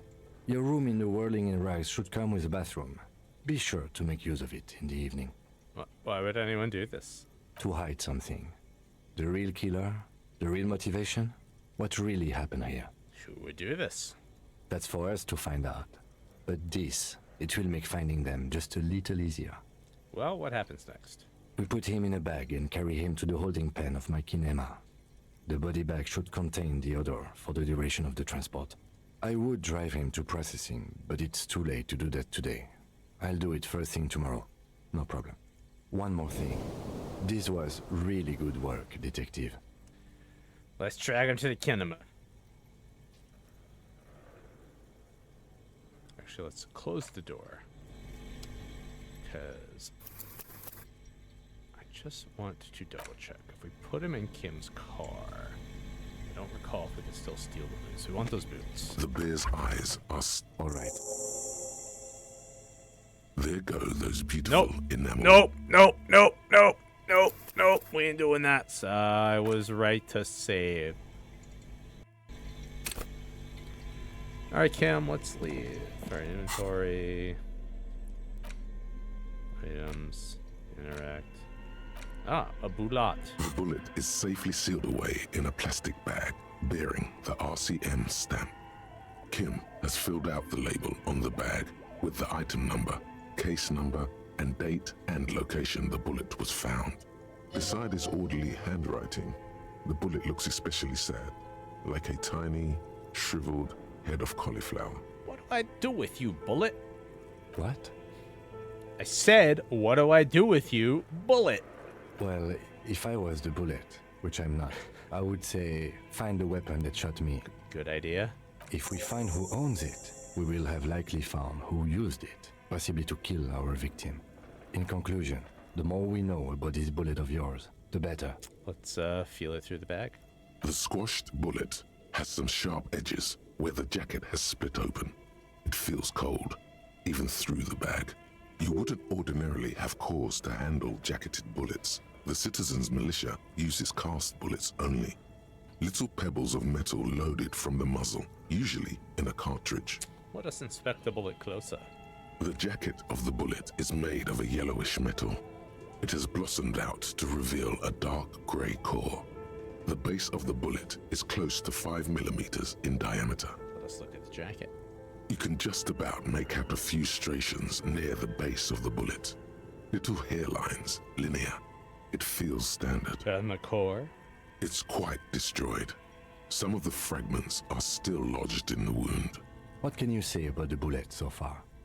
It's a jacketed bullet close to 5 millimeters in diameter. A jacketed bullet. Okay. It would have been shot from a military-grade breech-loading rifle, not from a muzzleloader like those typically found on the streets of Martinez.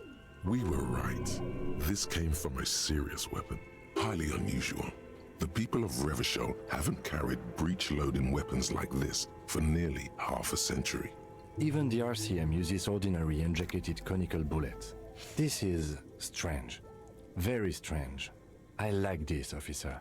Strange means unique. Unique means incriminating. We need to find the gun that shot it. Something tells you that won't be anytime soon.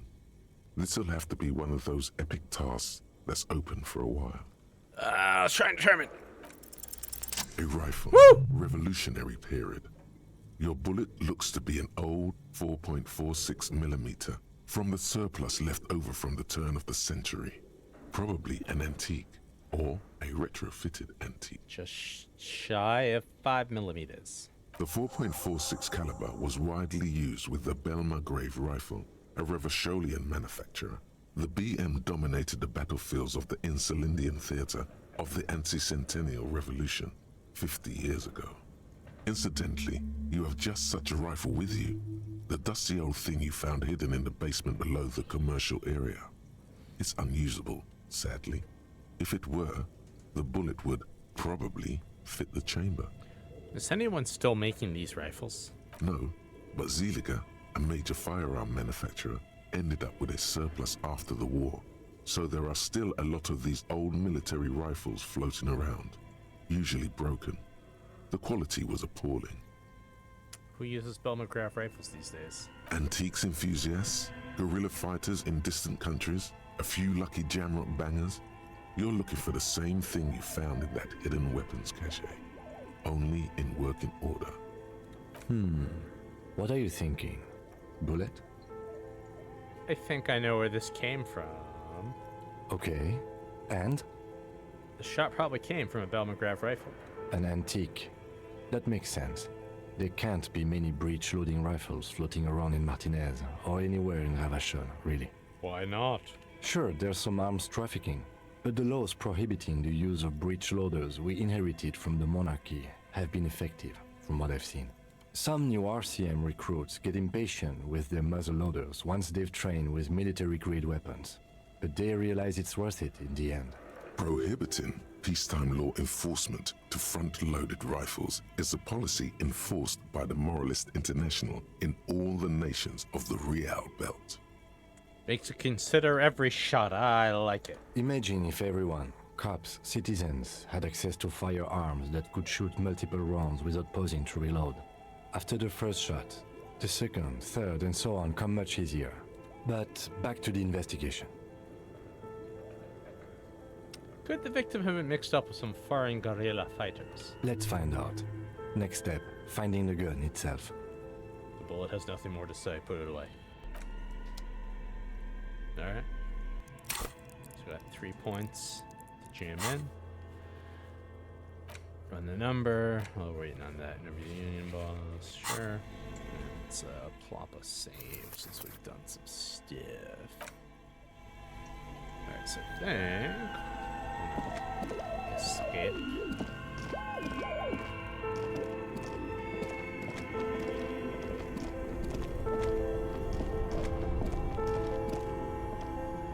I'd like to leave. Hey, there we go. Alright, so Kim said he would help us out with our bills. So let's go do that.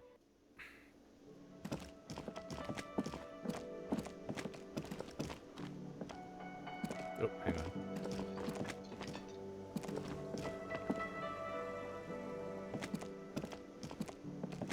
Can I help you? Here's your trash container key. Thanks. I hope you found what you were looking for. I found the victim's clothes. How strange. I certainly didn't put them there. Who else has the keys to the trash container? The trash collection service? CS Municipal. I don't see why they would put anything in the trash, though. Ah, the elusive CS Municipal. I doubt we'll be able to track down who was sent here last and when. This will have to be one of those little threats that solves itself down the road. On Clinton Street, near the Boogie Street Diamond, a small truck rattles down an alleyway. It stops by a rusted trash container. 2 men, their faces rough and swollen, jump out. They look at the container despondently. CSM is written on their backs. Thank you anyway. Could someone on your staff have put them there? Sylvie had the keys before I got here, and I can vouch for her.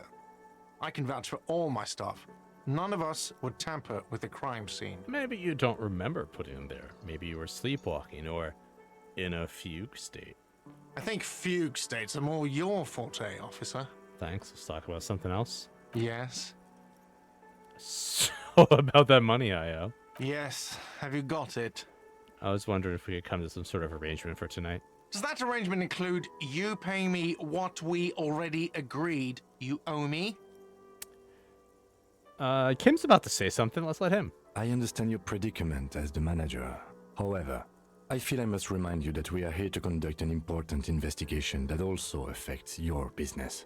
Forgive me for saying this, but your colleague seems more committed to drinking, and I mean no offense. It's really nothing personal. I just have to protect the interests of this establishment. Hold on. I still have my key, you know. Good luck trying to use it. Damn. Metal box, huh? All the locks have an electronic component. They have to be unlocked down here with a master key before your guest key will open the lock. This conversation isn't going anywhere, is it? Not until you bring me the money. Okay, I might have something in my motor carriage we can use when you're done here. Oh, Lieutenant, we're done here. Goodbye, Carter.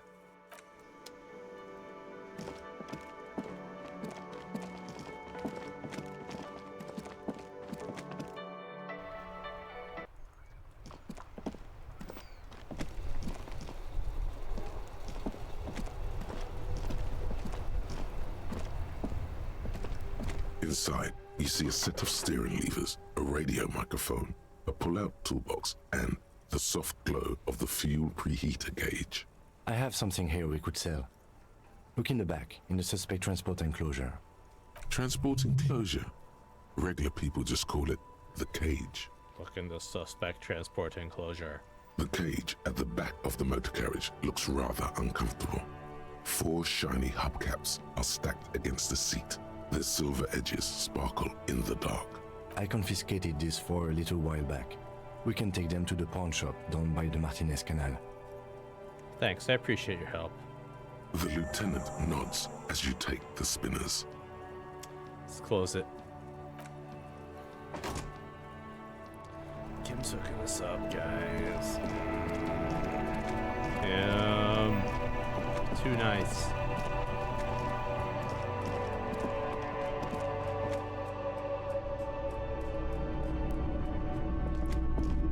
Officer, the flashlight, please. Roy, I love my flashlight, man. Come on.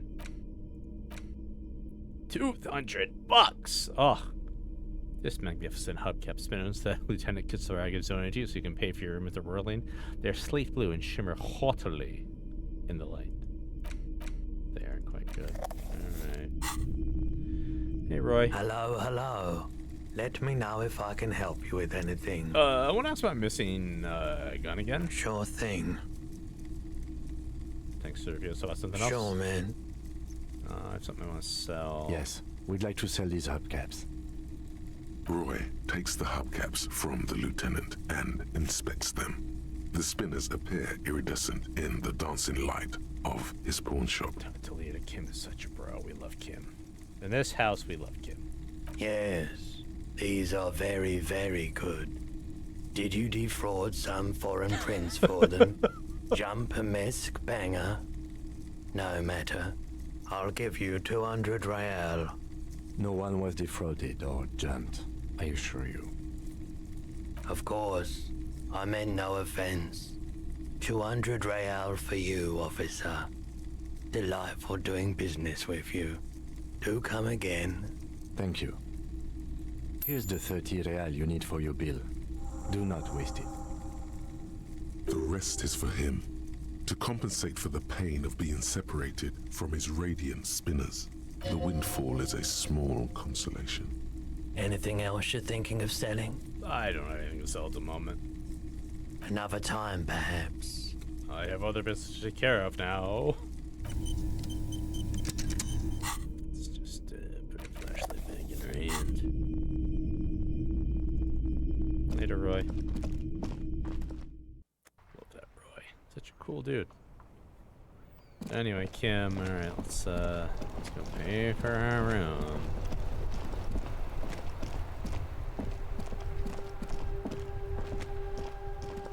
Most important, get those boots. Gert. Have your blood money, you leech. Can I help you? About the money I owe. Yes. Have you got it? I have your money. Well, I hope you choke on it. great. Perfect. I hope you enjoy your freezing cold room with the window you broke yourself. The electronic lock to your room has been disabled till 9 p.m. tomorrow. Doesn't say 9 p.m. It says 2100 hours. Starting tomorrow, please pay for each night in advance. 20 real per night. If you don't have the money, it's over for you. Got it? You've got nowhere else to stay. So you say, but you don't know that. I'll take a room here too. Always happy to have officers from the RCM as guests. Anything else I can do for you? Goodbye. Alright, let's go upstairs.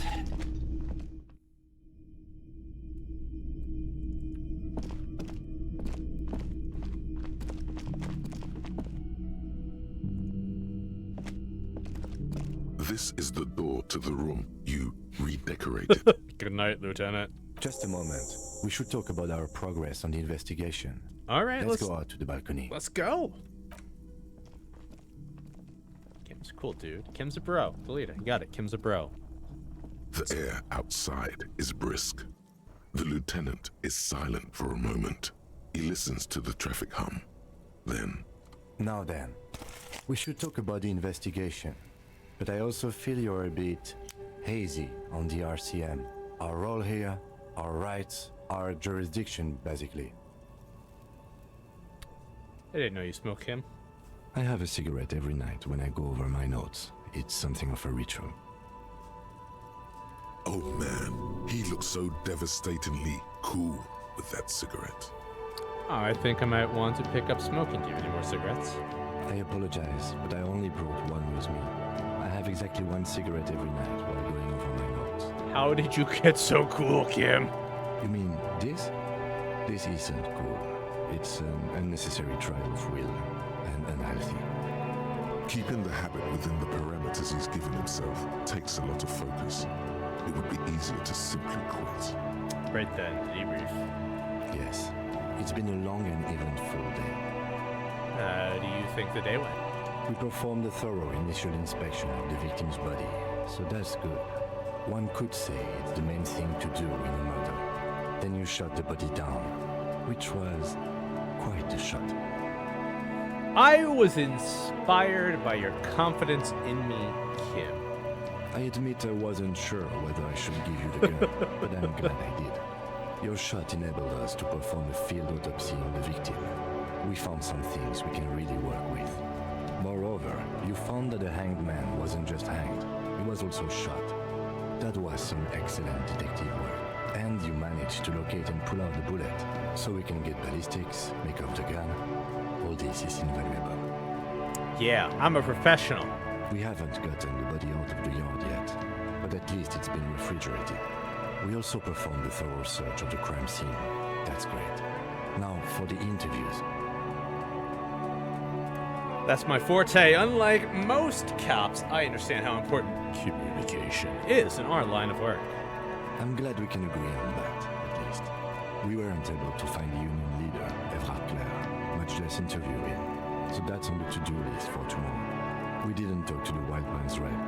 We really must do that tomorrow. Above all, though, today was exhausting. What's with all the running? You run a lot. Is that a standard Precinct 41 practice? Yeah, that's just how we roll in Precinct 41. It's impressive, to say the least, for a man your age. Oof. Kim, I'm 40 or 50 years old. I just, if I don't... I like to eat trash. I gotta run, brother. But I guess those sneakers are a perfect fit for running around. Goodbye, Dad. Yep, our cool shoes. Thank you for the compliment. We could manage it even in wooden clogs. There are uncanny running reservoirs in this body. God knows why. It's, here's the thing, Kim. Here's the thing. Let's talk about, me. I'm not a running master like Boyks is. Love you, Boyks. Hey, buddy.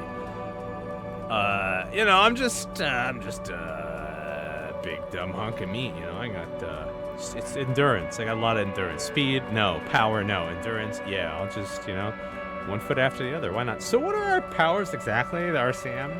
They're quite limited, actually. The power officers of the Ravachol Citizens Militia exercise most frequently is imposing fines of up to 1,000 real for offenses, in accordance with an interdepartmental schedule. Wouldn't that be an easy power to abuse? Yes, although indirectly, as citizens can always request records from their local station. Officers of the RCM have been known to take bribes of less than the prescribed fine amount. It undermines trust in the RCM. Okay, what else? We can arrest people, of course, but rather than bringing someone in directly, it's preferable to serve a station cold sleep. It prevents confusion and overcrowding. Wait, how can you be sure the arrestee will show up? You can't. Those who don't show up become fugitives, though, and have fewer legal rights when they are eventually caught. It's about power projection. Thus far, they seem to mostly show up. I see. And if someone resists? We are permitted to use whatever force we deem necessary, even lethal. Wait, so if I kill someone while on duty? You have to supply compelling evidence for why it was necessary to use lethal force. In these cases, your partner is usually your witness. Not a good position to be in, by the way. Internal Affairs handles these cases thoroughly, by cross-examining you for inconsistencies. It is hard to cover for anyone, which is for the best. Have you ever killed anyone, Kim? Yes. The last time was 4 years ago. He says it matter-of-factly and moves on. There is a slight physical revulsion in him while saying that, but he's worked through it in the intervening years. Have I killed anyone? That's an improbability. Perhaps even impossibility. Of course you've killed people. It's somewhere down there, melting in all the drink. I must have. I feel it in me. Precinct 41 is known for a higher than average rate of police violence. What happens to the people we convict? We don't convict. We arrest and send them to coalition government courts in Couron and La Delta. The prosecution works off our testimonies and records, which is why it's paramount to keep them. And who makes all these rules? The coalition government, and the moral intern more broadly. The RCM was formed by the coalition government to restore order in the international zone after the revolution. So we did. Now we attempt to maintain that order. No more, no less. Or perhaps it is better to say we were allowed to form. It's a point of contention whether the citizens of Revachol or the coalition government founded the RCM. Say nothing. Silence. A great comment to such a conundrum. The Moral Intern. What is it? The Moralist International are the world's largest political organization. You know who they are. They have been running this place after the revolution failed. I really don't know. That's how bad it is in here. Okay. They're a union of center-left and center-right parties across the Real Belt. Our coalition government is just one of its many projects. They also run the ICP, EPIS, most intergovernmental organizations in the world. What do they believe in? What do they believe in? They are Dolorians. They believe they continue the humanist project set forth by Her Innocence Dolores Day 4 centuries ago. Others say they are just technocrats. Those others say they continue the humanist project set forth by Dolores Day. What is their symbol? Interesting question. It's a blue forget-me-not. Their motto is love, compassion, self-discipline. I think you can gauge what they want you to think of them from that. Something kind and usual. Something almost self-explanatory. Something ominous. Who was Dolores Day? A historic figure? The author of the modern age? You will have to look elsewhere for opinions. The subject of humanism is too abstract for me. For you, she is something painful, though it's hard to say why. What do you think of them? The moral intern are a fact. I try not to have opinions on facts until they change. And it doesn't look like that's about to happen. It is more than that. There's some kind of affection in him. You look like the Moral Intern. Yes, I did, when I was younger. In my 20s, I considered myself a moralist. A blue forget-me-not, a piece of the sky. They're not all that bad. That's another leitmotif associated with moralism. But the years have changed that. I don't know what I believe in now. No, I believe in the RCM. That's enough for me. I have an opinion on the Moral Intern. Do you? Alright, let's see.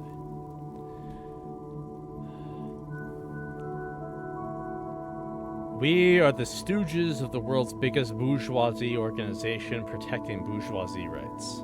No, we are stooges of the world's biggest bourgeois organization protecting the people of Revachol. That's the hand we were dealt. Without the MI, we would be common vigilantes. Actually, vigilantes is okay with me. Then you will adore Martinez. For many of these people, the Union especially, vigilantes is precisely what we are. Personally, I don't enjoy it much. The lights of the orphan district are reflected in his glasses. The red and golden orbs of the motorway sliding like pearls on a string from east to west as Revachol commutes back to the suburbs. Tomorrow is Tuesday. Monday is over. Let's just look into the night.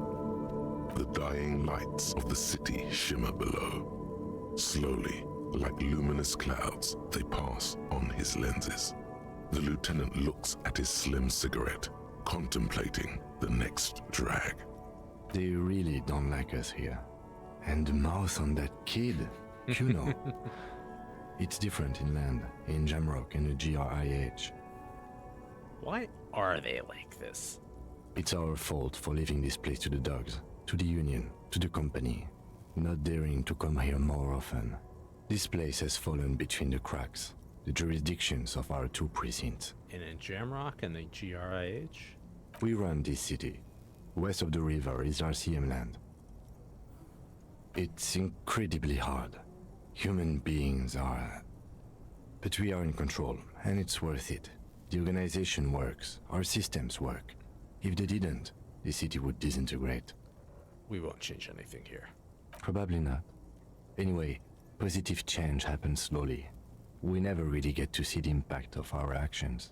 Thank you for this. Yeah, it's getting very cold now. Let's go.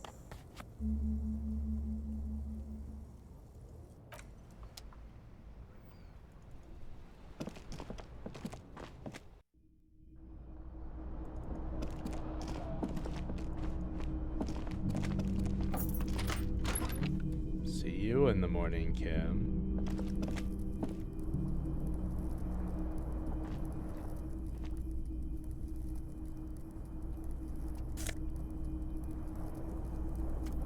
It's weird that didn't show up earlier.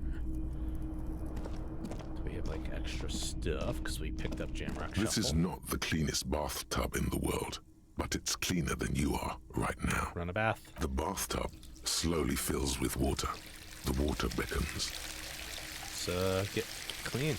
The water is only lukewarm, but still comforting. Like amniotic fluid. A few beer cans are bobbing up and down along your flanks, like sad duckies. You feel nice and lonely, and so tired. Leave the beer cans in.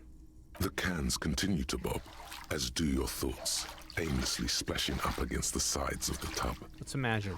You see the corpse. You can still smell the cadaver on you. It's going to take more than one bath to get rid of that stench. Then, houses along a narrow street. A video rental. Darkness on the planet's curvature. Let's linger in the tub a little. Your fingers grow pale and are covered with tiny whirls as the water cools. What are you doing? You're not some fat fish in a fucking aquarium. Time to get moving. Get out. The waterline recedes as you stand. You are cold now. Your clothes stick to your still moist skin. A mirror hangs above a bent and broken sink. Hot water. Suddenly, you realize you have no memory. Yeah, let's get out of here. We can look into ourselves later, but right now Kim's gone, so let's like go on an adventure.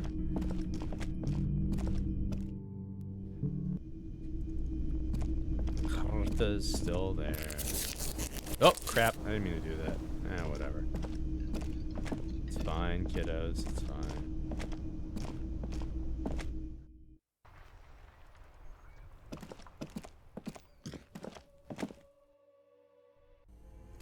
Let's go to the weird bear. Hey, dead man, I want those boots. The bear's eyes are still glowing red. Boots. The body is reluctant. You're going to need to summon whatever you're planning to do. You need to do it before you catch pneumonia. Right, it's not completely useless.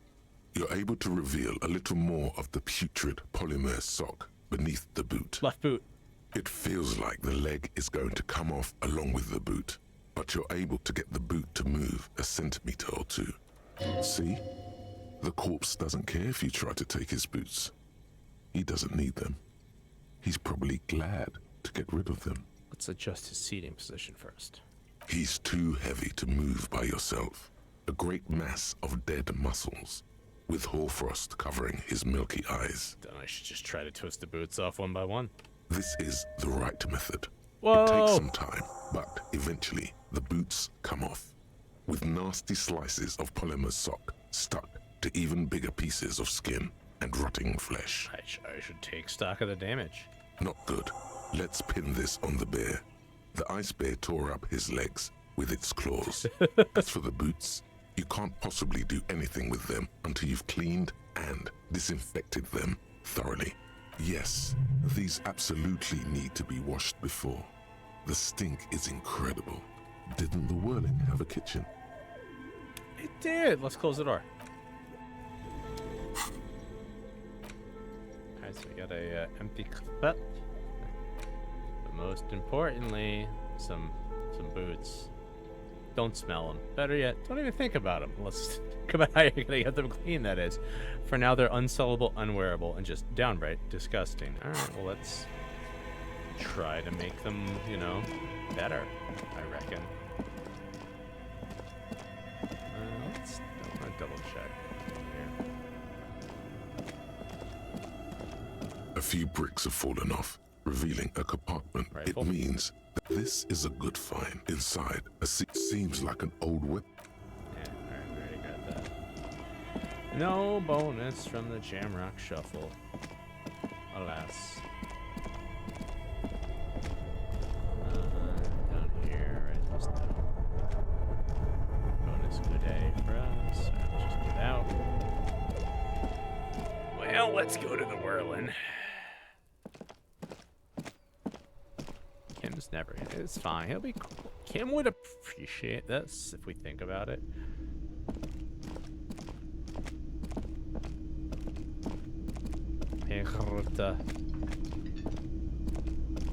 Can I help you?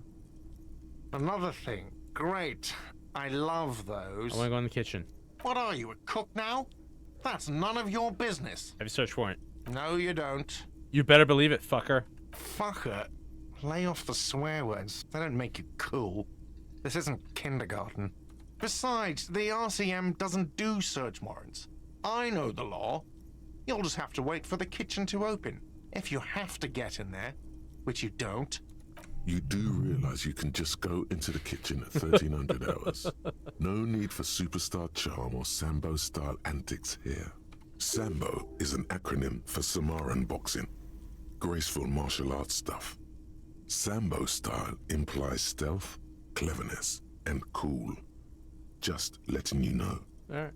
Yes? Goodbye. Damn it, Carta. Let's check our journal. Rep, Hangman's boots. We got them. Gotta wash them. Who put those clothes in the trash? Who can say murder, weapon? Gotta find that. Find money, but yeah, alright. Well, we have 20 bucks, so we're okay. We got 4 points. Damn. Alright. I feel like we deserve to unlock a slot and think about Aces High.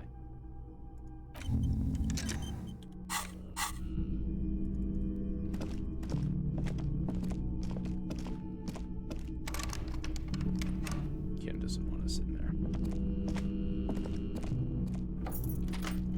there. Alright. Let us scum a save. And I think we do one more thing tonight. So we wrap up day 1. Alright. So, we're gonna do a save. I don't remember what we need, but what the hell do we look like? It's been an entire day, you know? A mirror hangs on the wall, covered in steam. You cannot see yourself, just the outlines of a man. You have no memory of the face that awaits you there, underneath the soft vapor. Really? Nothing? Really? All recollection of the person you are, the people in your life, and even the world you're in has drowned in a sea of blood alcohol. This was no mere night of drinking.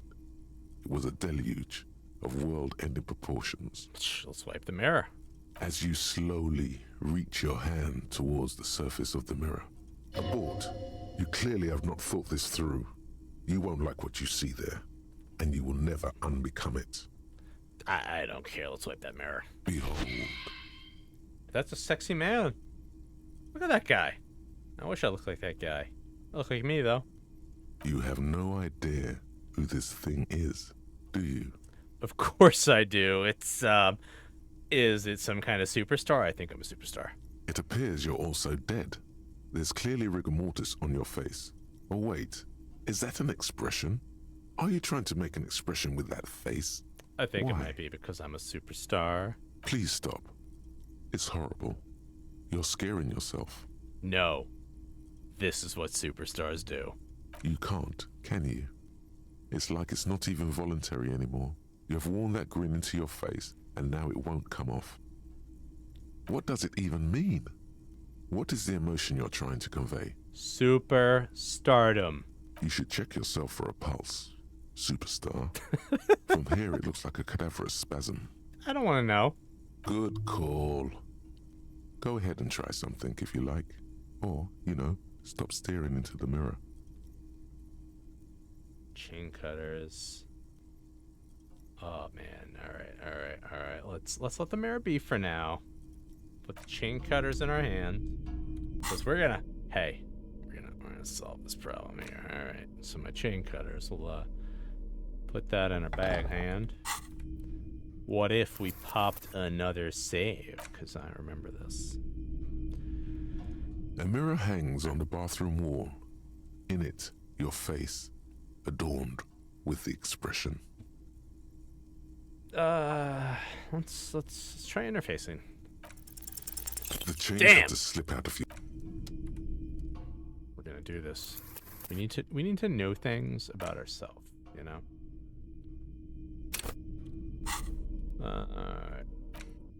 So what are our stats again? A mirror hangs on the bathroom wall. In it, Encyclopedia, electro, interfacing. Alright. Interfacing, we got a +1.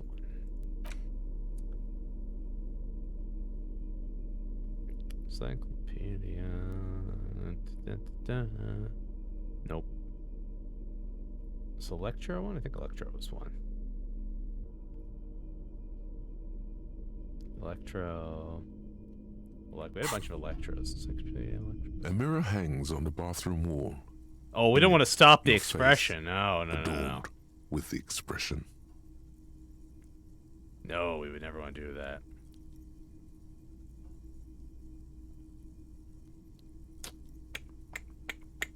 Let's chain cutters.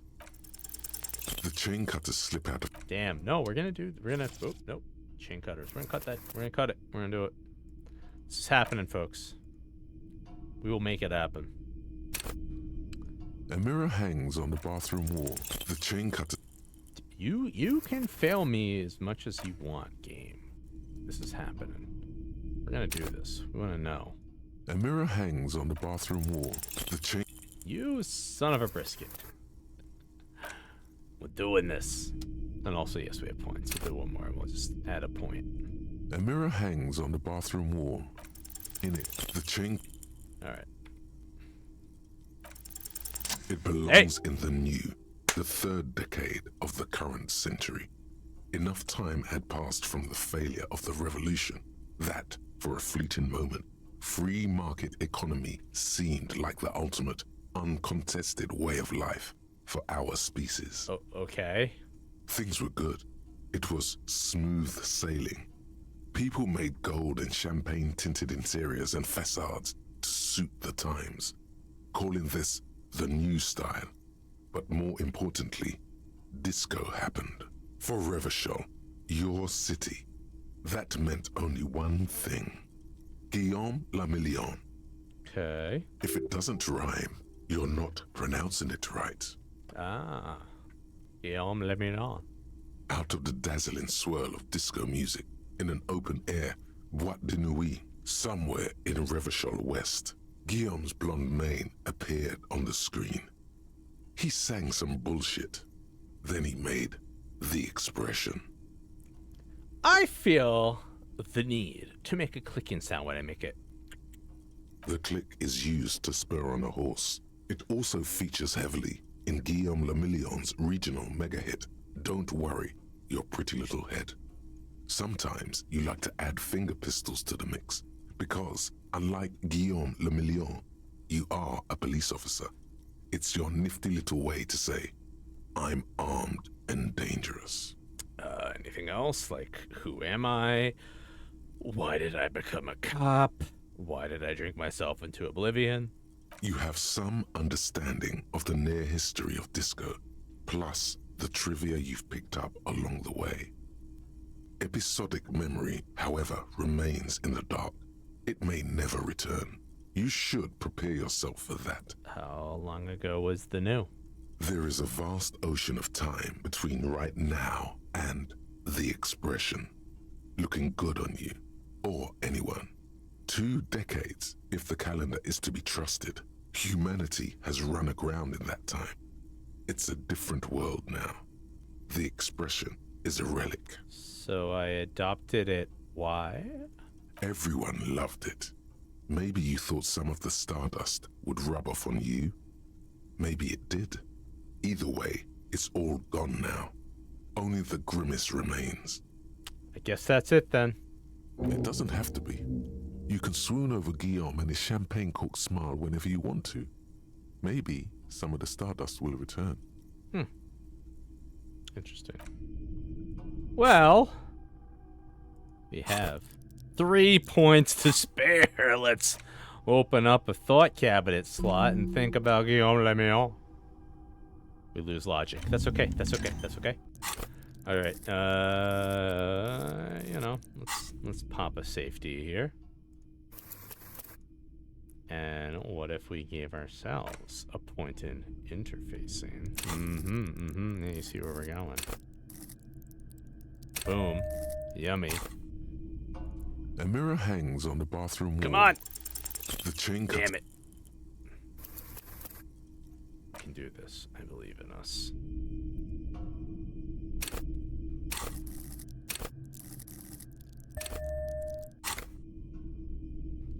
Come A mirror on, hangs bingo on the bango. bathroom wall. The chain cutter.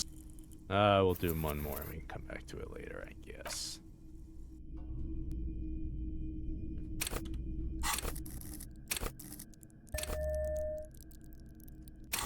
When we come back to it later, we'll use speed. Shh. A mirror hangs on the bathroom wall.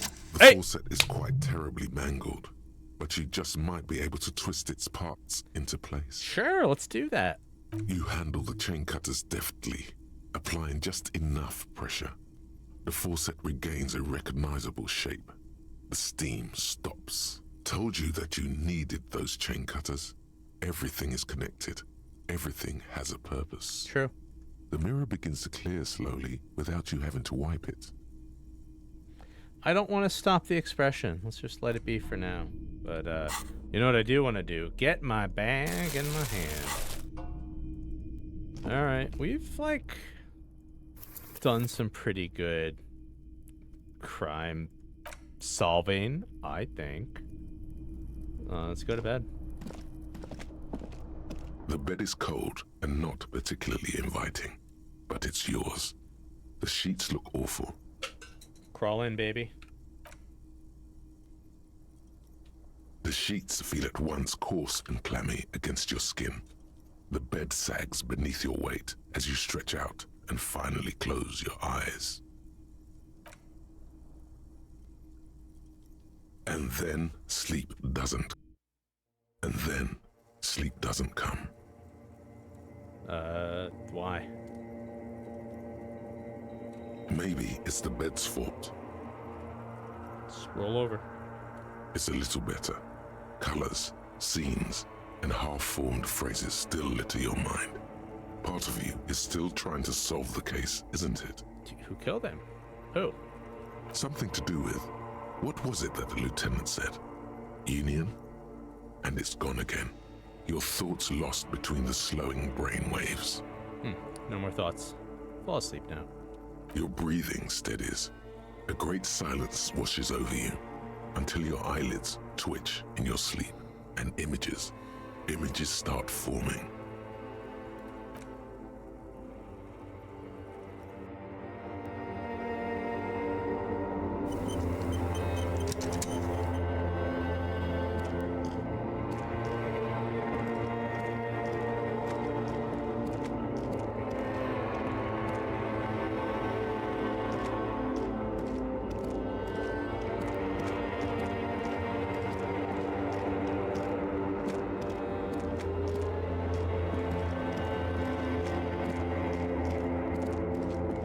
Huh.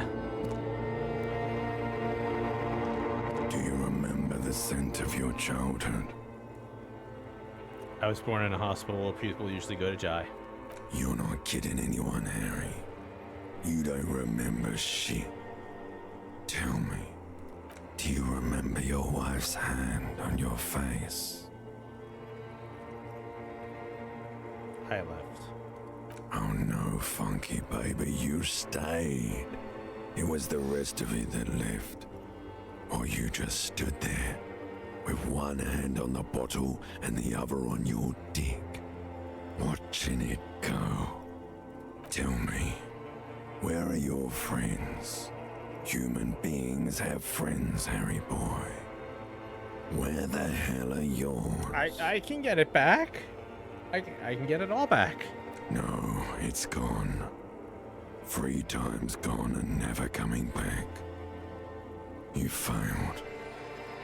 You failed me. You failed Elysium. I've talked to you before.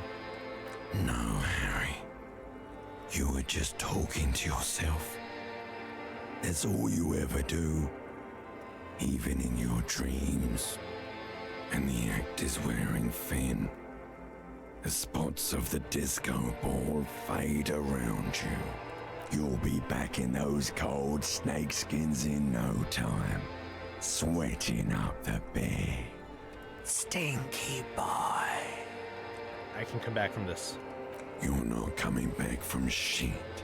Thrashing around in that high conductivity state of yours. Bumping into things and acting like a clown. Who are you kidding? Trying to solve this case. You're trying to what? I can't hear you. This is just a word dream now. Jumbled up garbage. The pictures are gone. The bed rises to meet you. A thin, sleep-like state. More glass than velvet, grinding in your head. So something is wrong. Sleep shouldn't be this bad, this dry, this unnourishing. There's something wrong with your thoughts.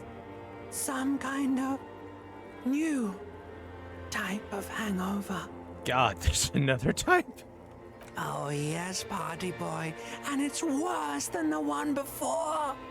Just think of the shit you saw. Here it comes too, so soon already. A silent alarm goes off in your head like clockwork, barely let you sleep at all. Time to get those clothes on, Harry. Time to go to work in the shit factory.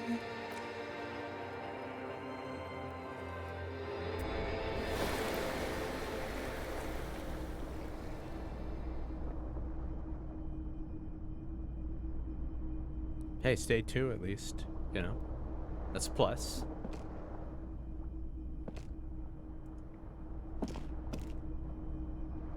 Well, I think we did like a really good job finally getting to day 2 of our investigation.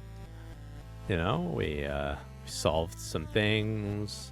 We learned some things. We're like, I don't know, I think like a pretty decent detective. But we should probably call Zitz, whereas it is. You know, we're hitting the time I like to keep these. So thanks for hanging out. Let's be a good friend and see who's up. And do a little raid out. Ba-doop-ba-doop. Alright, who's up? Who's going? Who's doing things? Ghosty's on, doing Dark Souls 2. Perfect. So, hey, thanks for hanging out. I appreciate you for being here. I'm gonna try to do this in less time than 3 weeks than the last one. And, you know, hey, have a great night. Goodbye.